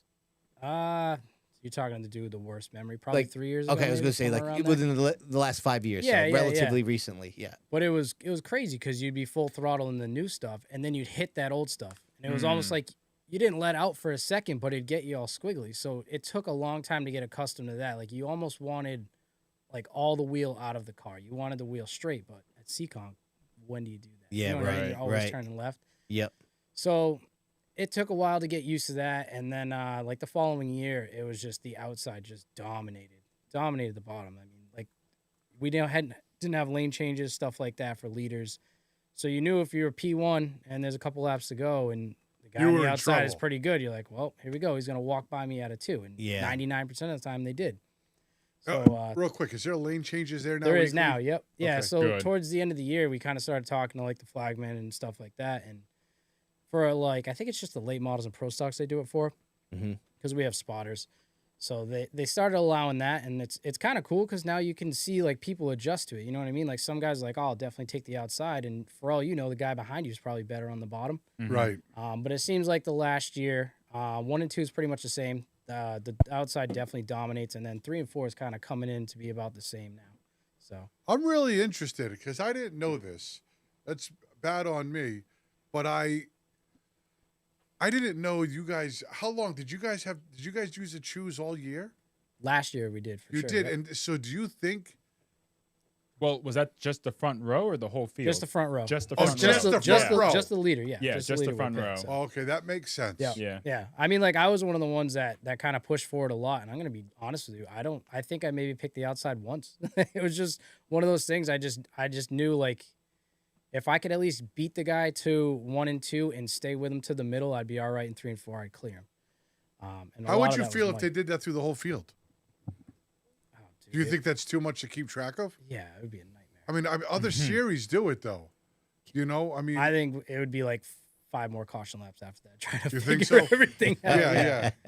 Because I know when they go down south, a lot of those late models are pro lates. Yeah, they do. Yeah, they choose for every race. Yeah. And it's interesting that you guys do it because there's not one track in Connecticut, right? We don't Well, the front row. The front row can, the but leader can pick the lane. Yeah. But I mean, I'm talking through the field. You Right? can't- No, the Monaco Modifieds do it, but that's about it. That's the only one. Yeah. I will say this too with spraying the track. Stafford has sprayed the track a few times in the past. They did it once in 2018 and 2020, so it's not a new concept in Connecticut. Yeah. That's how they try to make the outside work there. All right, let's talk about some of the Seekonk Speedway drivers making moves for 2026. Starting with two-time reigning sportsman champion Adam Petty, who we saw in a late model at Thompson this past weekend. He plans on running part-time in both a sportsman and a late model this year. That'll be interesting. Oh, yeah. He's won his fair share. Going to make the pick'ems tough now, though, because that's a good car, right? Probably be fast whenever he races, and we're going to have no idea what he's racing. Yeah. It'll be a crapshoot. All right. Well, I think that stuff plays itself out. You think so? Yeah, okay. Like you know what's going on in the pickups. How different are the sportsmen compared to late models? Is that a huge jump? I know you didn't drive sportsmen. It just seems like the late models are just more control. Mm. I like it. I just don't know More much about the adjustments to street. kill yourself with? I don't know much about the streeters. I've never had the opportunity to drive one. It pains me that he's leaving because it seemed like every time he would win, I would win that night. So now I don't know what I'm going to do. Yeah. Well, we'll move on to reigning Pure Stock champion Matt Talbot, who looks to join the Saturday night show competing in the sportsman division this season.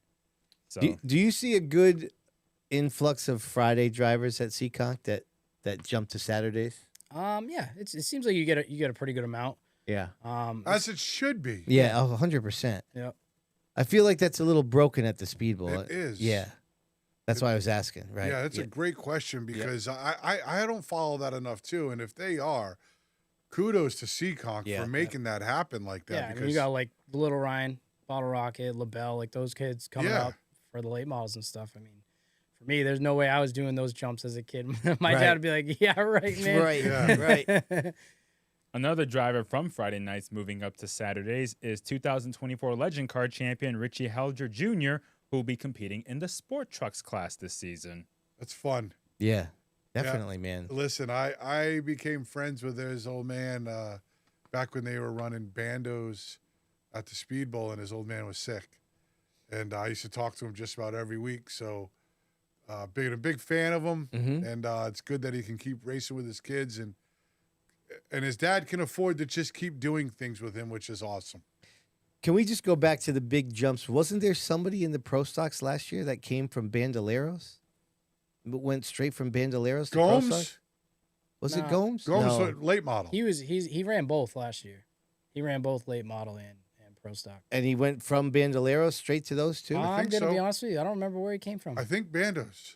I thought somebody had sent me a message and was like, "Thanks for mentioning our kid on the podcast. He was racing bandos last year." I was like, "Could you imagine?" He did good, Yeah. man. That kid held his own. I Yeah. mean, he was fast every week in a late model. I mean, pro stock, he no issues there. "Yeah, that's a impressive, man. jump, Yeah, that's a though. huge jump." Well, Dylan alluded to this a few minutes ago, so thanks for the spoiler. Both Ryan Vaness Jr. and Brendan LaBelle plan on making the transition from Legend Cars on Friday to the late models on Saturday this year. Both drivers scored a Legend Car win last season and made the playoffs, with Vaness making the Final Four. All right, there's our questions awesome. answered right there. Then, right? Yeah, That's a couple awesome. legends to late models. That's awesome. Yeah. And then the New England Auto Racers are accepting nominations still for their Hall of Fame class of 2026. The nomination period ends on May 1st, and the form can be found online at newenglandautoracers.com. All right, I am on that committee, so if you want us to discuss the eligibility, Diego, you're not old enough yet. You're close, but not old enough yet. I don't want to be in it. All right, I'm just saying. All right, Bonssa, is that a wrap? That has been your Dale Hedquist Motorsports Weekly Update. All right, Reminator, get yourself ready now. It's another edition of the wonderful Waddell Communications Nostalgia Nugget. That was terrible. Yeah. Not my best work right there. That's quite all right. Things happen. What are you going to do? We go to the archives here. What do we have? Oh, Diego, tomorrow is the 75th anniversary of when this Waterford Speedbowl first opened, April 15th, 1951. Now, what you may not remember is that it actually opened as a dirt track, or actually it was called crushed blue stone is what they laid down there. It only lasted for 3 weeks. And instead of me babbling on about it, I actually did a segment of this for the Speedbowl documentary. Remy was kind enough to cue it up, and she's just going to let that roll. If I can just turn this music down, maybe, right, Rems? All right, here we go. Go ahead. Roll the clip. The track was built in 1951, and originally it was dirt. Most of the racing was all dirt track in those days anyway. The first 3 weeks, they ran dirt. It was a Blue Diamond mix from New Haven. It was a New Haven Trap Rocks mix. That's a vintage footage right there, it was bro. like How was that even possible? And it was packed and watered and packed and watered. And it was treated like if you wanted to make a clay track. This didn't even look like the same track, huh? No. It looks really wide there, too. It looks bigger. Yeah. Oh, I should take that down so you can see it there. That was Bob Swift. He was the first winner of the... When it did start, the whole thing was built out of cinders. And they had first couple of races, they had to shut down. They were taking everybody to Look the at all doc- that the dirt that hospital. kicks up All like the that. cinders was getting up. They were slinging up into the grandstand. After the first couple of heats, it just didn't stay together. And everyone in the first 5 rows Look at the of the crowd. grandstand came out. They Look looked at like the visibility. Coleman. I mean, Seriously. the place, it was a dust bowl. All right, After Rebs, the that's first good. race You can was put it there. But, yeah, so basically they had it for 3 weeks, and everybody complained, and then they shut it down for, I think, 2 weeks, paved it. They left an outer sand strip. It was like that to the late 60s. And then they paved that over, and it kind of made this uneven, like there was the apron. Oh, yeah, don't get up there. It was apron, and then a little bit like this, and then it was flat, and you'd go right into the railroad ties. So It was like a magnet. yeah, Even as suck you right in. Oh, Yeah, you start getting up there, and you are just puckered up for a long time. You make it out of there, you're like, oh my God, I'm not doing that again. All right, let's do a little. Let's get an update here. Ooh, that's pretty close, I think. All right, I'll give you an update here with the Mid-State Site Development live chat poll question. We asked who was going to win the Sunoco Modified Championship. Your boy Rocco's doing well, Diego. 62% say that he's going to get it done. Owen with 18, Pulio with 13, 6 with someone else. We're basically in the order of the finish of the first Sunoco Mod race. We'll see if that changed, but Rocco is in some good shape right there. Let's carry on with our next segment, if you don't mind.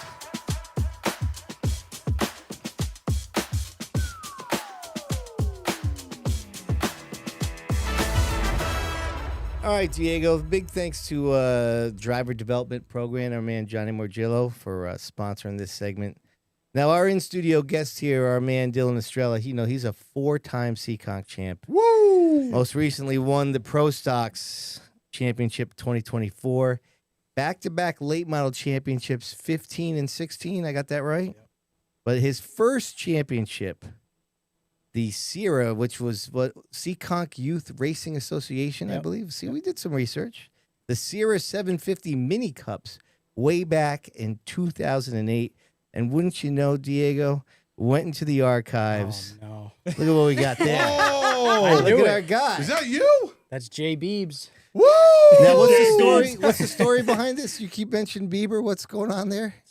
Just everybody called me Bieber all the way to college. You think it's because it's something like that? Is that the reason that'll why? do it. Okay. Just add into it, my guy. I can see it. He says added to it, my I'm guy. older than him, and I started it first. All right, you're the trendsetter. We got you. All You right. could probably guess who That's funny. clued us in on this.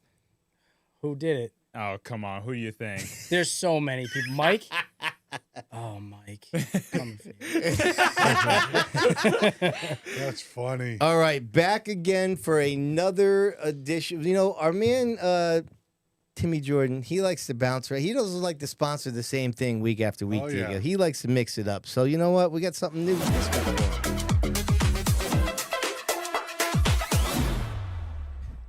All right, so we had a lot of fun with this. This is a little fast five that we do with our in-studio guests. We're going to go rapid fire. Now, the song is only 60 seconds long. We try to get it in. All 5 questions asked and answered. 60 seconds. Diego likes to start us off. Here we go. Ready? What wins more races, talent or patience? Talent. Okay. Well, here's my question for you. Ranch on pizza, yes or no? Absolutely. My daughter would say the same thing. Oh, gosh. Next. yeah. Just go. What is the country of origin of your last name? I'm Portuguese. Oh, my makes man. sense. All right, yes.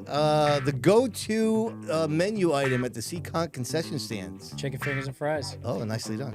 What racetrack would you like to race at? This weekend, Loudon. Oh, all right. Well, listen, I thought records. checking it off the bucket list. We might have to check the timer. That was 30 seconds. He rattled them off. Very good. Is there some way we can get a timer on the street? We'll have to look into that. I have to look into that. Honestly. Ranch on What? pizza? So what was your go-to at Seekonk? I got to know this. Chicken fingers and fries. It might not be the best. It's just one of those things. If I don't get it, I don't think I'm going to finish well that night. Really? I have to get them. You get it every week. Just about. Wow. I don't even want to talk to him I won't anymore. even be hungry and I'll go get them. Right. I'm You don't like no. ranch on pizza? Yeah, seriously. I hate ranch, Whoa, period. whoa. Who doesn't eat ranch on A pizza? little ranch with some buff chicken. Honestly, man, Bonza, what are the you pizza's just doing, the vessel for the ranch. That's what I'm talking about right there. Bonza, I can get with you on the pineapple. I don't know about this ranch slander. I mean, this is ridiculous. Stop talking, Rob. You're Well, second. I'm with you. That's nasty. What you guys? What? Yeah. Thank As- you. As an Italian, I'm offended. Take Yeah, that, Bob. same. What? Take that. Yeah, Remy, thank you. You No, see, I'm walking out. at least half the people have sense. All right, that's enough. Ready?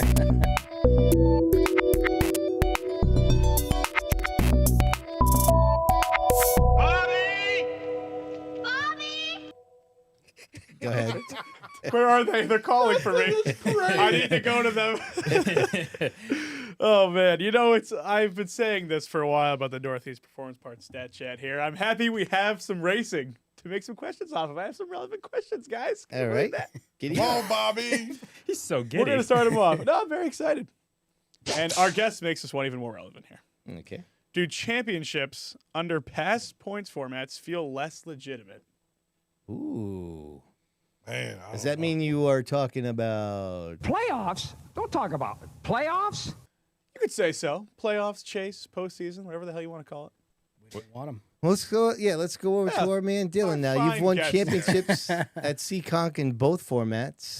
No, I like the old way. Yeah. I want whoever's the most consistent, did the best, did their homework through the whole year, not the last 4 races. You just beat 4 guys over and over again. You know what I mean? Yeah, I feel like a lot of times with the I think we talked about this when Darling was in, and like you're guaranteeing that there is going to be some drama at the last race for the championship Every year. Yeah, but I don't like how it's convoluted, and it feels like the point system should be simple. This applies for like the drop 2 rule as well. Like I don't want to do too much math when I'm watching the race and trying to figure out a championship hunt.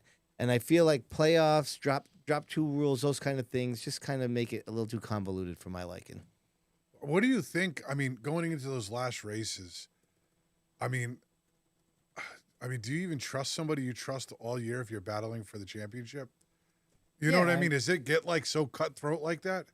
I mean, not so much for me because I just had that mentality of like the state champion is your overall points leader. I knew I wasn't winning that the last night. Jacob Burns, I think he had that locked up.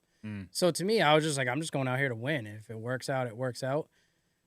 It's just, When you say the state champions, that's the NASCAR. Massachusetts points? Got it. Yep. Okay, yep. So that's just the main thing on my radar. That's all, because like I said, that's the way I want it. I want to be the best every week. I want to accumulate the most points at the end of the year, be the most consistent. And I mean, it kind of can change your driving style. If you're like, oh, I got to be in the top 8 towards the end to get in this, I'm going to make some dumb moves here. And if it works out, cool. If it doesn't, well, whatever. I'm going to be in the top 8. Right.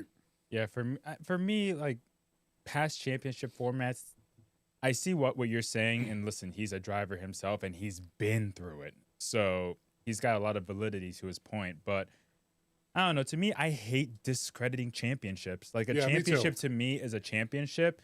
So in my eyes, yeah, you won under the playoff format, but everybody's running under the same rule book. That's what everybody says. You have the Right. same slate that everybody else has. But like for me, what killed me the most is seeing the younger kids go through it. You know what I mean? Like these are kids that are dreaming of being NASCAR drivers, and you still have that hope, like, oh man, maybe one day I'm gonna make it. Yep. And then you go through this format and you dominate all year long. You probably don't have to show up to the last race, some of them, and they end up losing it because somebody cleaned them out or something like that. And it's like, dude, you just crushed this kid. Like, Right. some of them I'd be like, I don't want to race there anymore. Let's go somewhere else. And I mean, it stinks because like that's my home place. I love it. It's just tough because it's not the way that I did it. You know what I mean? For all the years that I've raced, and like I said, you're all on the same playing field when you start out. So it's tough to argue against it. I guarantee you, it probably does bring the fans in because it's got a little more drama to it and stuff like that. And if that does, that's great because that's what I want for Seekonk. I want it to be around forever.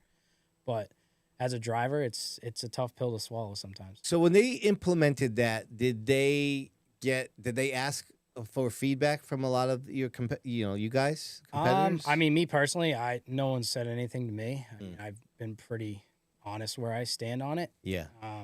I don't see them ever going back to it. You know, we've had conversations with them here and there of people that have the opportunity to change that. I just don't think it's something that they're going to do. I know they try to change it around a little bit more this year. And like I said, it's just not that it's so complicated. It's just so many more things to think about when I already got to worry about what I'm doing on the track.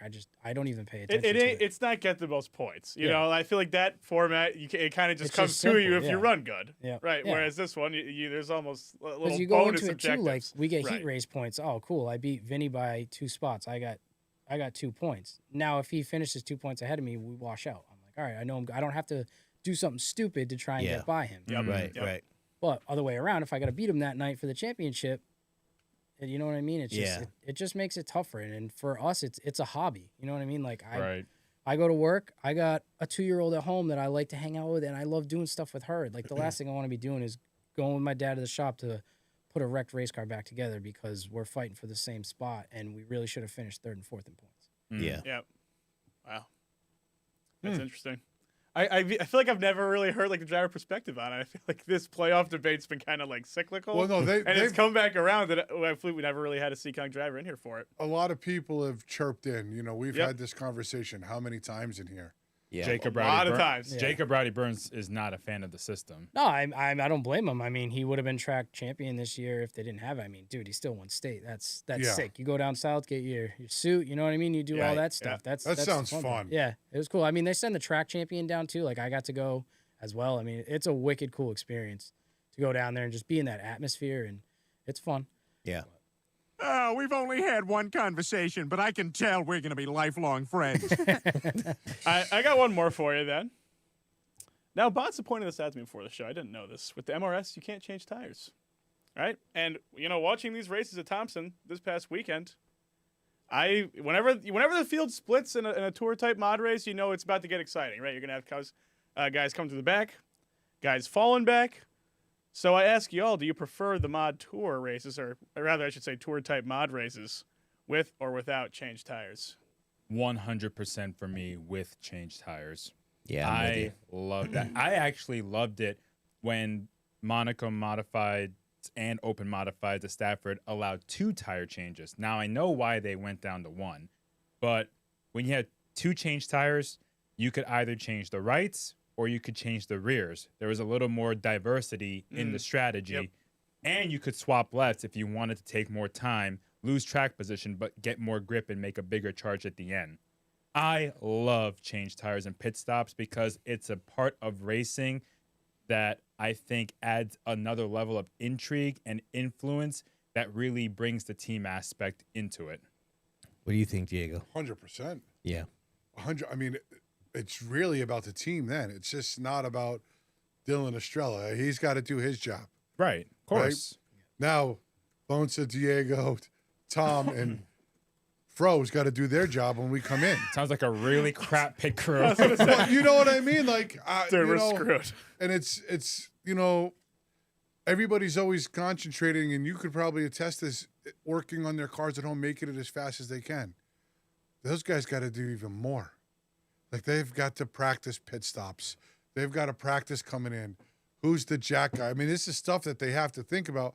The only sad part about this the sad part about what happens with that is sooner or later, you're going to have paid guys, right? Because me and Bonssa, we love working on the car, but I'm not so fast anymore, and you're not fast on the gun. We need some young guys that can do this well, and they're just not going to volunteer to just come on Sunday or Saturday to Oswego with you. Yeah, I'll just go with you guys, no problem. Yeah, that was going to be my point. It's not in addition to the actual tires, which is going to be an added expense. You're going to need crew guys there, which they want to get paid. Everybody wants to get paid. I mean, I heard small rumblings on Saturday about the challenges for some of the smaller teams to have effective people there on pit road. I did too. Right. Yep. Yeah. It's a legitimate problem. I know you guys want tire changes. Like, to me, like because of the costs, I don't want tire changes. Right. Wow. Right? Because I got to pay a couple guys now to come. I got to pay their way in, and I got to give them a salary to come work. No, there's an argument to be made. Plus, that I got to buy the tires. Right. There's an argument to be made that you're boxing out guys who would otherwise be able to be competitive in those races because they can't get. I mean, how many guys do you need? I saw behind the box they had 7 or 8 guys. Right. And you've seen Sometimes some of them. you can't get them there. Right. I watched the tour race, and some of those guys that were standing there, like, you could tell they were seasoned, practiced, and ready to rip. Mm-hmm. Down south, they rent crew. When they go to the track, they rent a team to do that stuff. And it's slowly going to implement up here because, you think so? Well, there was guys like, I'm just going to say this. So this is no discredit towards Swanson. I don't know what happened there. They're a smaller team. He had a really good car. And whether something happened or they were just slow, I don't know what that is, but I felt terrible for him because he was about to have a Cinderella day and it all stopped at the pit stop. Right. Right? And if they go green, my man might even win the race because he was coming that good. He had just gotten by Silk before the caution came I mean, out. like, you know how big his eyes must have been when he's reeling Silk it? All right. So the live chat is hopping here, and so I just came across Jeremy has a suggestion for a team. You ready? Diego the tire carrier, Sid tire gun, Bob on the jack stand, Bones to the crew chief, and Remy yelling motivational insults at him.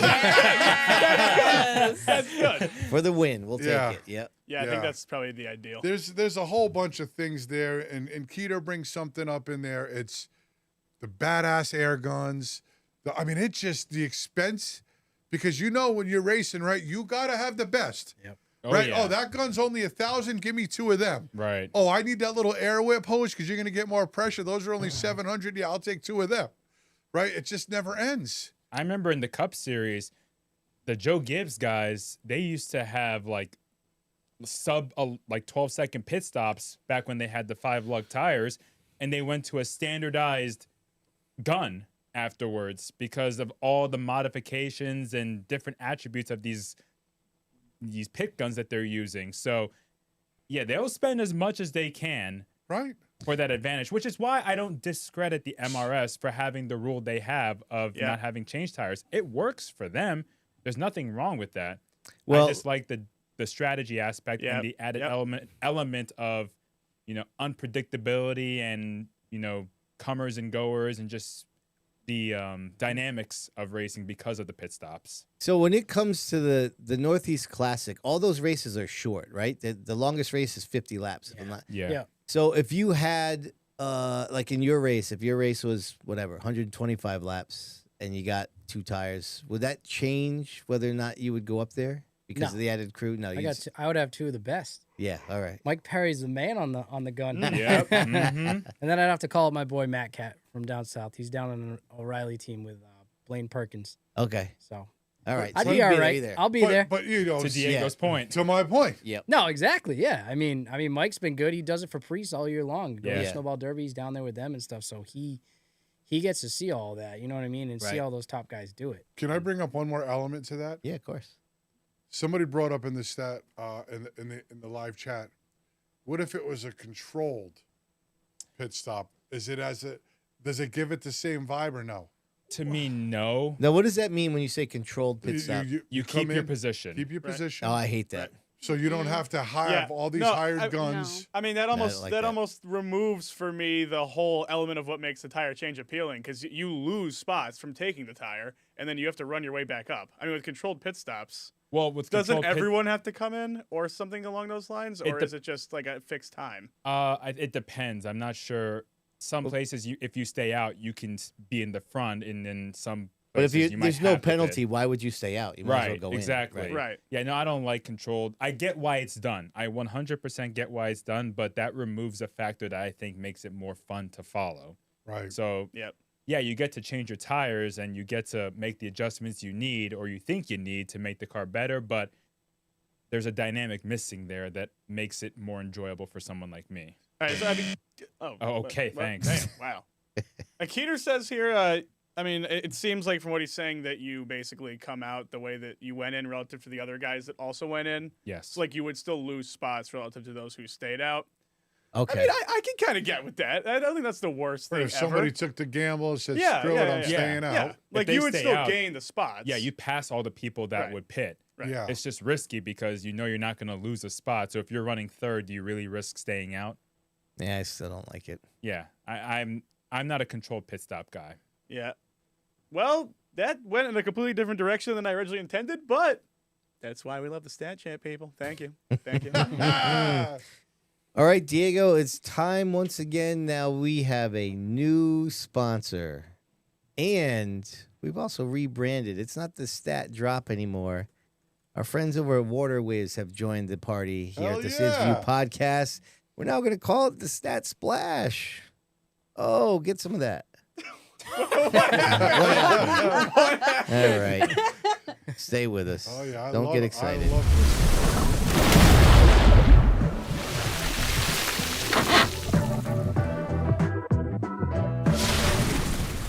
Our man Bobby, he gets it done there. Bobby! He gets it done. Oh, it's just, day's work. I love him. So, as we've said multiple times now, the Northeast Classic is this weekend up at Loudon, New Hampshire Motor Speedway, which will include races for the ACT, PASS, R&R Open Streeters, the Evolve Pro Truck Challenge, Tour Type Modifieds, and 604 mods. Diego, we went to the archives now and took a look-see at the, the past winners of that Northeast Classic. And wouldn't you know, we found only one driver to win 3 races in a row in any of those series, and that is our old friend Derek Luchacki, who won the ACT race in 2022, 2023, and 2024. Worth noting that John McKennedy has won the Tour Modified race 3 different times, but not in 3 successive seasons. Other people that have won twice. Nick Anderson won the old Northeast Mini Stock Tour. Oh, Remember yeah. that? I do, Tom. He won that twice. Jimmy Renfrew Jr. and Ryan Waterman have won the Street Stock race twice. Eddie McDonald has won the PASS race twice. And those are your multiple winners. Maybe our man Dylan Estrella will go there. How in good his would first that race be? and add himself I'd to hang the the helmet list. up, man. Oh, That's it. no. I'm done. Dylan, you got a shot, bro. We'll see. You man. know It's you lot got of a learning. shot, man. We'll see. All right. Mm-hmm. Indeed, we will check it out. Let's carry on. Oh, you know what? Listen, when we dig stuff out of the archives, we don't want to sell you short. There we go. There's our man Gluchaki over one of his wins back in the day. Dude, he's nasty there. Indeed, he is. The whiz kid, Tom. That's what he is. Oh, okay. You're going with a Tom again, huh? All right. Here we go.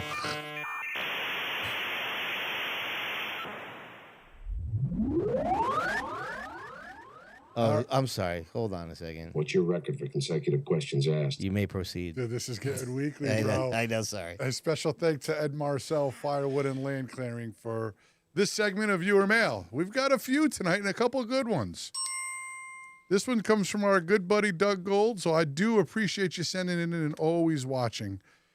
I am curious of your thoughts regarding of why both Dirt Track Series and Dirt Tracks have many more big money events, and on average, their weekly show purses are larger than comparable pavement tracks.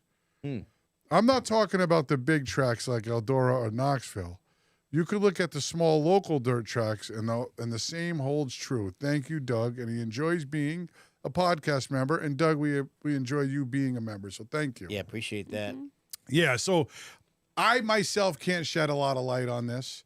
There's a reason why Jacob Perry went and ran dirt for a while. And there's a reason why a lot of guys go run dirt. I mean, this was one of our very first reels. I think before we even started doing the live show. Yes. We had a reel about this very topic, and it got a lot of response. It sure did. But if we learned something from it, Diego, I did not retain the information. Yeah. Me neither, damn. I'm not sure what it is, but they draw large crowds. Yeah. And I'm sure there's a lot of sponsor money because I've watched a lot of dirt races, much more dirt races on MAV TV and such than I do of asphalt for some reason.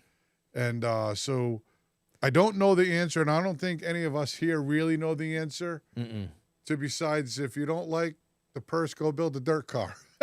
I feel like those big block modifieds with the 900 horsepower motor. Unbelievable. They can't be cheap.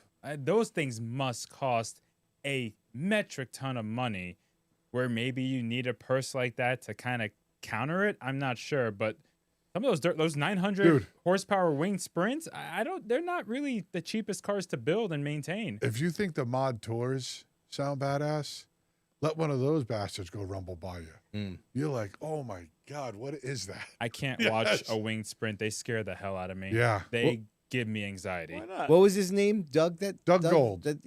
So he just basically all made us feel a little bit dumber, right? That's all right.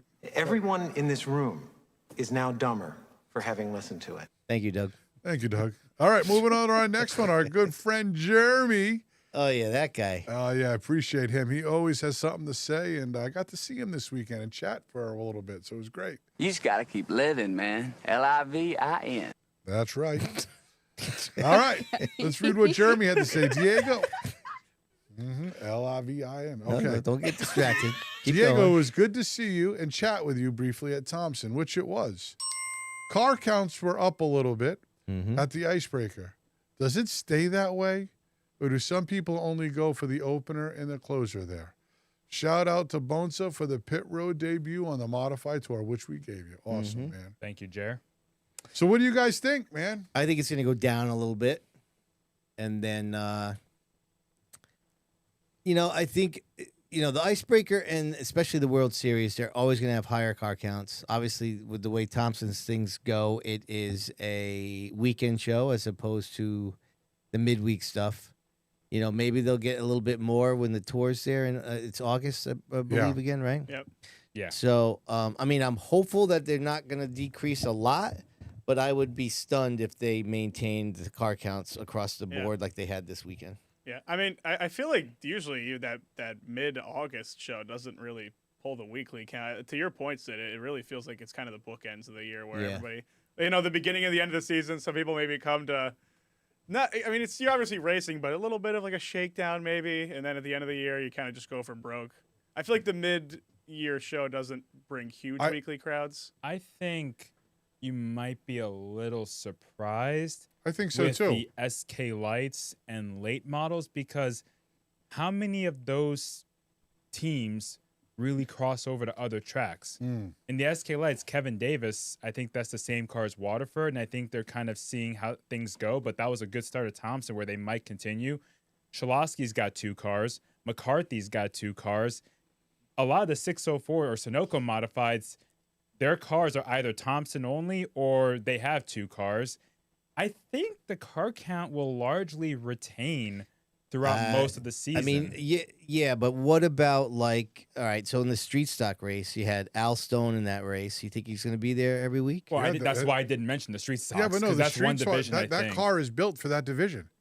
Is Al Stone going to run it full time? I'm assuming so. They built it for that division. With the SK Lights, you had Corey Caddick and Riley Paul in that race. You think you're going to see them? Well, Caddick only raced Thompson last year, That's didn't all he? he raced. Yeah. I'm not sure what Riley Paul's plans are, but Caddick, I think, did the whole season. Yeah. What about, we already know in the late models, Adam Petty's not running full-time anywhere. Okay, it's one car. You think you're going to see Charles Bailey, Jason Williams, Manny Diaz, Rick Gentis? Yeah, you can rattle off 10 people that are going to race there, the whole schedule. But what I'm saying is these names are there's gonna drop. A lot of these names are not gonna I'm kind of. They're not going to be there. I'm kind of with Bonssa here. All right. I think they retain. I think some divisions a little will better in retain. the past, especially the 604s. Those cars are pretty much built for that track now. Right. And as guys are worried about gear rules. What are we going to bet? What do you want to bet? I don't know. You tell me. I'm a betting guy. You're going to lose, so whatever you can afford. Oh, no. You're You're not always right, Sydney. I'm right about this. You're not always right. 100% right about this. Tom. Tom may be wrong, but Sid's going to be right about this. Oh, my gosh. All right. We're going to move up. Reminator. I do words. have to let y'all know that if you want to send us any questions, you can send us to sidsviewpodcast@gmail.com. Back to you, Diego. All righty. All right. This is a good one. Mm-hmm. This is a good one. I like this one. I save this one for last. Read it. Hello, podcasters. Hello. Hello. What is your thought on management handing out penalties, fines, suspending, or banning from the property on parties who have bashed a racetrack on social media? Oh, well, you know what I say? Screw you guys. I'm going home. True story. It seems as though different tracks handle things differently, and there may not be a right or wrong answer. Should competitors be held accountable for their social media comments? And should a spectator/crew member also be held accountable as well? From your new bigwig. Should they? Sean Monahan. All right, here we go. Ready?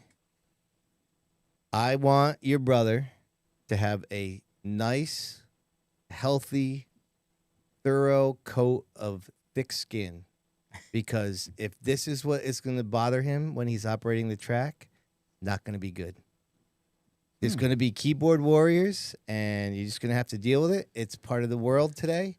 And if you start chasing around what everybody's saying on social media, your focus is going to be off. That's my belief. Listen, I have heard many an interview at Stafford where a team owner, a driver, has bashed the track, whether it's because of something regarding the track facility, whether it's claiming favoritism. I have not seen any of those people get fined or suspended. Right. They might get talked to afterwards, but a fine or suspension, you must say something really heinous, Right.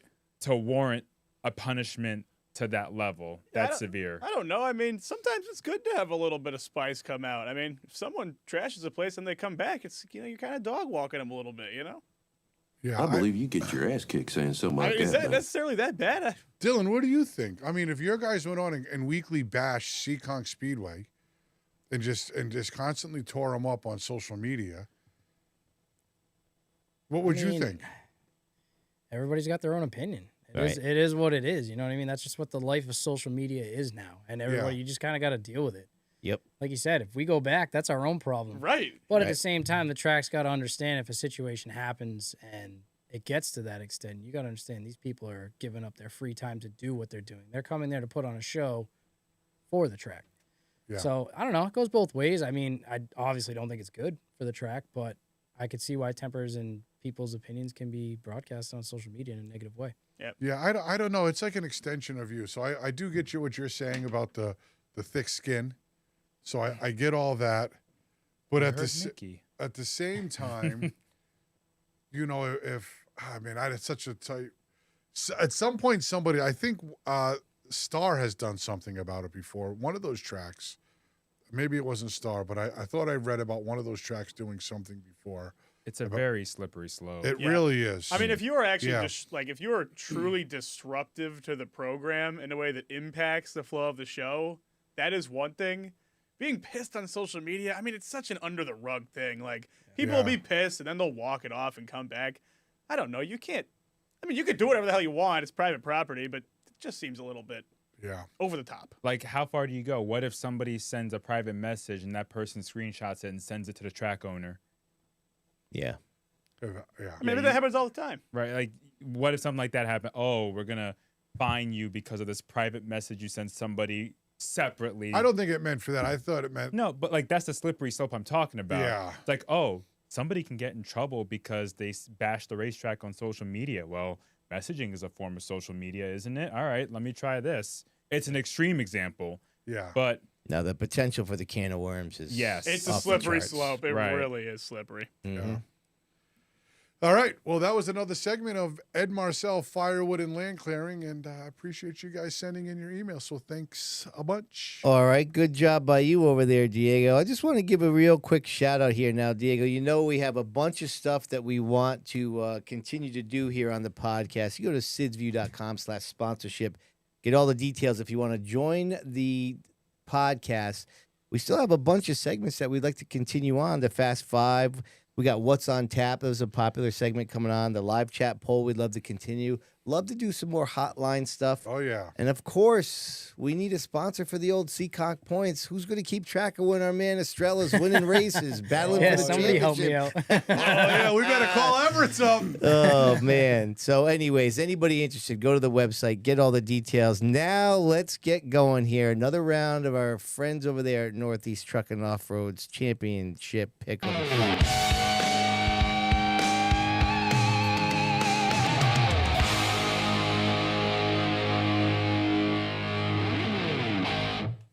All right, is this the last one?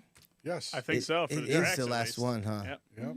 Yeah, we did touring, right? I think we're here. Yeah, we did tour. We've done all of them. Yeah. So we did screw this up then because the Northeast Classic is this week, and then is the Sizzlers the week after that? Yeah. Yes. Oh, it is. Okay. All right, no, all we're right, chilling. All We're right, we're chilling. good. Okay, we're good. So we get right into the pick'ems. Oh. All right, Diego. I'm good at these, too. Okay. Yeah. Well, All right. please go then. Oh, I'm first? Yeah. Oh, thank you. Diego, Thank you. we're listening, buddy. You we're all listen? listening. Yeah. Oh, man. I got to start with the pro stocks. This is going to be great. Oh. We talked about this. Okay. All right.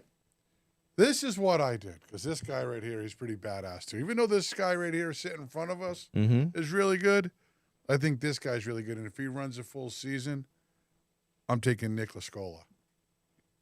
Bad, good. All right. You're a smart motherfucker. Oh, That's thank right. you. Thank you.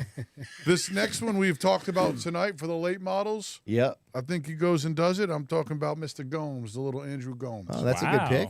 Okay. Okay. This guy here, if he could keep the wheels on it, if you know what I mean, Mm-hmm. Scott Serendinsky. Oh, yeah. Junior. Yeah. Junior's that right. And this last one is an Everett's truck. And I think this is the year for him, Mr. Jake Veneta. The year for him? Yeah, why? Why? He just had himself a year last year. Yeah, but it's going to be another year for him. Okay. Who's up next there? I think Dylan goes next. I think it's yeah, Dylan. Yeah. Come on. Why are you signed for? You're the Seekonk This guy. isn't fair. I can't pick myself. Yeah. Sure you can. No, not if I have a kid that Help day. us out. All right, pro stocks. I got my man Vindog at AOL, Vinny Renegado. Okay. He has an AOL. It was down south at the NASCAR banquet Oh, my thing. The God. girl told us his email and all this stuff because he was always bugging her. And I was like, "Oh, bro, you're never living that." Yeah, I'd rip that one on the regular. So the late models. This one's tough, very tough for me. So I got two reasons for that. Chase Everett's car. That's my homie. He's like a brother. I love you to death, buddy. But this year I'm going to be spotting for the Bottle Rocket. So I got to go with him. It'd be pretty cool to add a spotter championship to the resume. Who the hell's that? The Bottle Rocket? Have you guys heard that nickname? Ryan Van Ness Jr. Oh, okay. His dad was. You guys got to get to Seekonk That's what more. I'm saying. I was my like, all right, God. get the paper out. First name Bottle, last name Rocket. All right. That's what I we got a What basement. we I got a talking about guest here? bedroom. You guys can stay over. It's no big deal. Perfect. Sportsman. So this is a driver. I'm always in the car when these guys are on the track. So I don't get to watch him very often. But towards the end of the year, I heard his name a lot, and that'd be Doug Benoit. Okay, yeah. And then the trucks, I got to go with my man Jake Veneta. I know how hard those guys work, and they're on point every week. All right. I think it's me now, huh? Okay. Well, I am happy to say that I have 3 of the same picks as the resident Seekonk guy. Gotta be a good and sign. I'm not changing them. So I got Vinny in the pro stocks. I went Chase Belcher in the late models, Doug Benoit, Jake Veneta, back to back. We'll see what happens. Reminator, hit it. Okay. I'm sorry if I butcher your you're last gonna name. Chop these up like freaking. Okay. So pro Everyone stocks. likes my little bit of spice, you know? Pro stocks. I did Vinny, Arendegata. We just said it twice. Just say Vindog. Vindog's cool. He likes that. Okay. Vindog. Or at Vindog. AOL, right? That's an option too. Yeah. Late models, Richie Murray. Mm-hmm. Sportsman, Doug Benoit. Mm-hmm. Trucks, Tim Bolger Jr. Bolger? Okay. Sure. Thank you. And down to our reigning champion over there in the bullpen. Bobby! Go ahead. That's right. It is me, the real Bobby. Rick. Yeah. That's me. Pro stocks, Dave Darling's running, right? Yeah, go with that. Repeat. Is he? I don't know. You guys. No, look, you guys look that's concerned. good. Okay, good. Who knows with him, man? Well, no one else has picked him. To me, he was almost like he was like an autocomplete. Listen, card laid, card played. You already said it. Listen, It's I'm it. there. Done. If last thing was anything to go by, guys, I can take the hit. All right. Sportsman. Apparently, it's Doug Benoit. I was saying Benoit all of last year. Yeah, That's bad- who I'm going with. Bad job That's by you. bad. I know. We've clarified it many times. Listen, we called you Rob for 3 years. It happens. That's the best. I get it. I get it. My bad. Good call, Tom.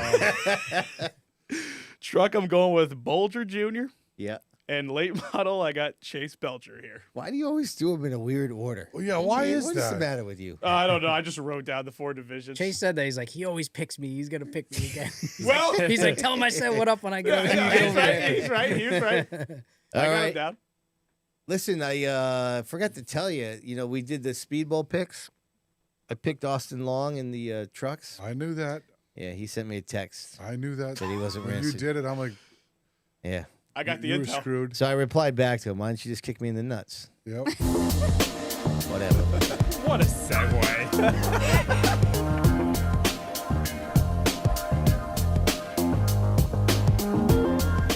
All right, our friends over there at Riley Electrical, they love themselves a pop culture minute, and we love doing the deep dive to find something relevant. Diego, 114 years ago tonight, in the late hours of April 14th, 1912, the RMS Titanic hit an iceberg in North Atlantic.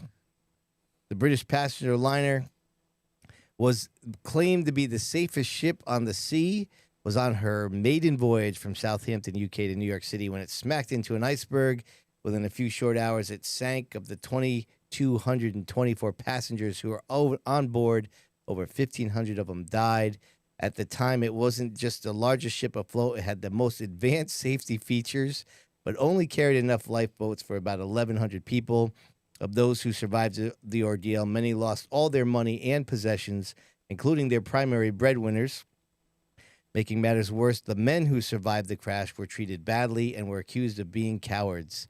The incident was immortalized, of course, in the 1997 James Cameron movie Titanic, which became a cultural phenomenon, made superstars out of Leo DiCaprio and Kate Winslet, won 11 Academy Awards, including Best Picture, and was the highest-grossing film of all time for a decade after its release. Here's the original picture of that bad boy. Oh, you can see how that thing didn't get through the ice. I mean, goddamn. And then the, let's say, artist rendition of the sinking, which was inaccurate. We'll get to that in a second. Here's what James Cameron recreated for the movie. And of course, the famous scene there with the 2 stars. And the so this is the ship sinking. And at the time when this movie came out, what the big reveal was that it actually snapped in half, which was somehow not previously accurately reported. And this apparently is what the Titanic looks like at the bottom of the sea. Yeah. And strangely enough, as it was hailed to be such a big ship, this is a famous picture that's made it around the internet. This is basically what it looks like against one of today's cruise ships. Yeah, So- it's relatively small compared to current Kind of looks day. like a tugboat. Wow. Yeah, that kind of makes it less cool in a way. Yeah. All right. Well, on that note, we'll just carry on. Who are you?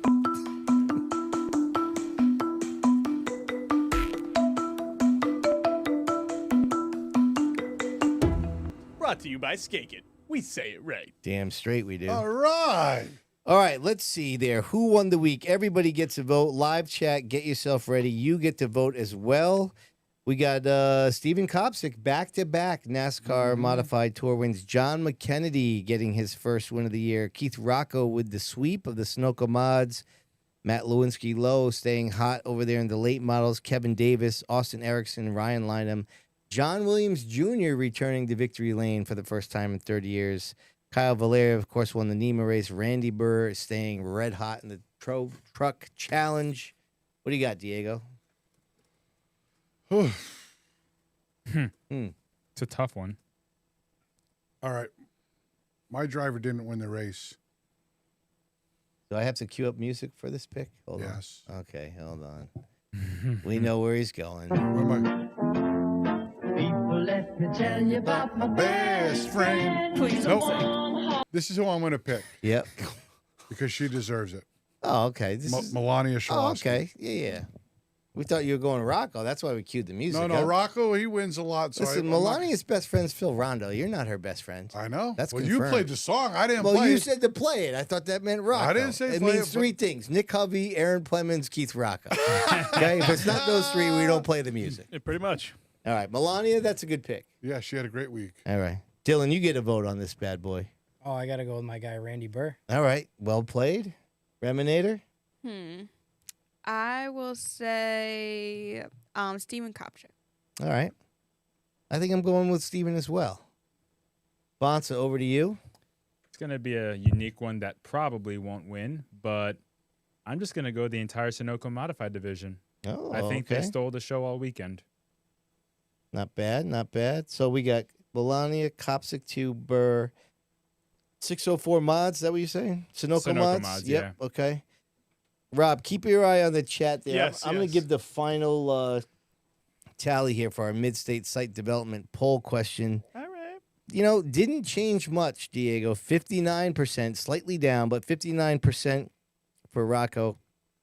Todd Owen and our man JP tied at 17%. Really? And someone else got 7%. That's the end of the poll there. So Rocco, you know, and he's that's no shocker there. He had a great icebreaker weekend. Rob, I got some votes for you in-house. You have to Yes. vote yourself. But so Oh, far, yeah. added to what you got, we got Melania Shalosky once, Randy Burr once, Steven Kopsick twice, and the Sunoco Mod Division once. And then you add yours. This ought to be good. I am thinking I got to give it to McKennedy for this week. Just, I mean, it is sort of an extension of him winning the title, but it definitely is a nice little cherry on top. I know it's the start of a new season, but in a way, it kind of feels like the cherry on top to his year last year. Mm-hmm. Okay. And I got to give it to him because he was a little annoyed with me. Right? I did. I guess remind him a few too many times. Good about job, Bobby. Yeah, good job, Bobby. that. You could say I know how to get the emotion out of it. Isn't that's what they want? Right? He's funny. ain't he? He's funny. All right, so I'll put that one in there. And here's my. By the way, does anyone know what SKM? Yeah, that's Steven Kopsick. Steven Kopsick. Okay. Yep. I just wanted to Motorsports. clarify. Yeah, I was yeah. like, Sunoco mod? Does that have a K? Yeah. SUNOKO mod? Sure. I deserve that one. I can't. That was pretty bad. That was bad. All right. I'll read them off for you guys now. Go. We have, with one vote apiece, Bonza for his pit road debut Oh, that's here. a good one. Yep. Oh, not a bad thank pick. you. Mm-hmm. Melania Shalosky with one. Mm-hmm. Randy Burr with one. Sunoco Mods with one. With two, we have John McKennedy. With three, we got Steven Kopsick. And the winner of this week, it was a very close battle, was Keith Rocco with the back-to-back victories with 4 votes. Nice. Very good. interesting. I don't know. We're gonna have to talk to our man Bobby about some math over here. I'm seeing some multiple votes for Kopsick, but that's all right. We'll talk about it next week. What? Wasn't enough to beat Rocco. It's all good. All right, everybody, listen, thanks for tuning in. Had a blast once again. Don't forget, follow us on social.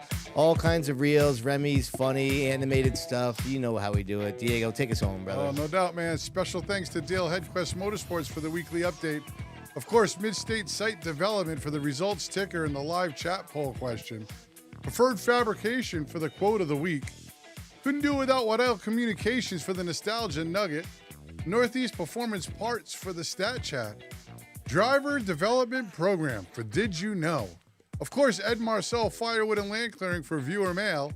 Thanks to Jordan Racing for the Fast Five. Northeast Truck and Off-Road for the championship pick'ems. Seekonk Property Management for who won the week. Ooh, this is a good one. Nice graphic for Water Whiz in the Stat Splash. Surf Pro, thanks again for the chalkboard chatter. Riley Electric for the Pop Culture Minute. Of course, Seekonk Grand Prix for firing up the hot seat. I love that part. Thanks to special guest Dylan Estrella for joining us tonight. Thanks, buddy. I appreciate you guys having me. Thank you. Anytime, man. Thanks for coming. Hell yeah, man. Of course, special thanks to Vault Productions for this really kick-ass studio. Word. Thanks to all you podcast members for supporting the channel's content. And then special thanks to all the viewers for always tuning in every week. So thank you guys and see you next week. I'd like to say a big thank you to New England Short Track Network, Flow Racing, and Monaco Modified Series for the videos tonight. Also, a big thank you to Alan Ward for the photos tonight. Yeah, I just want to echo that. The guys over there at the New England Short Track Network, big help. They'll be allowing us to use clips on the podcast all season long. Hell So I yeah. appreciate those guys. And that includes Thompson, a lot of the touring series, Seekonk. So couldn't do it without them. Northeast Classic this weekend. We'll go over it all again next week in our first round of the pick'ems for the Sizzler. Looking forward to it. See you then.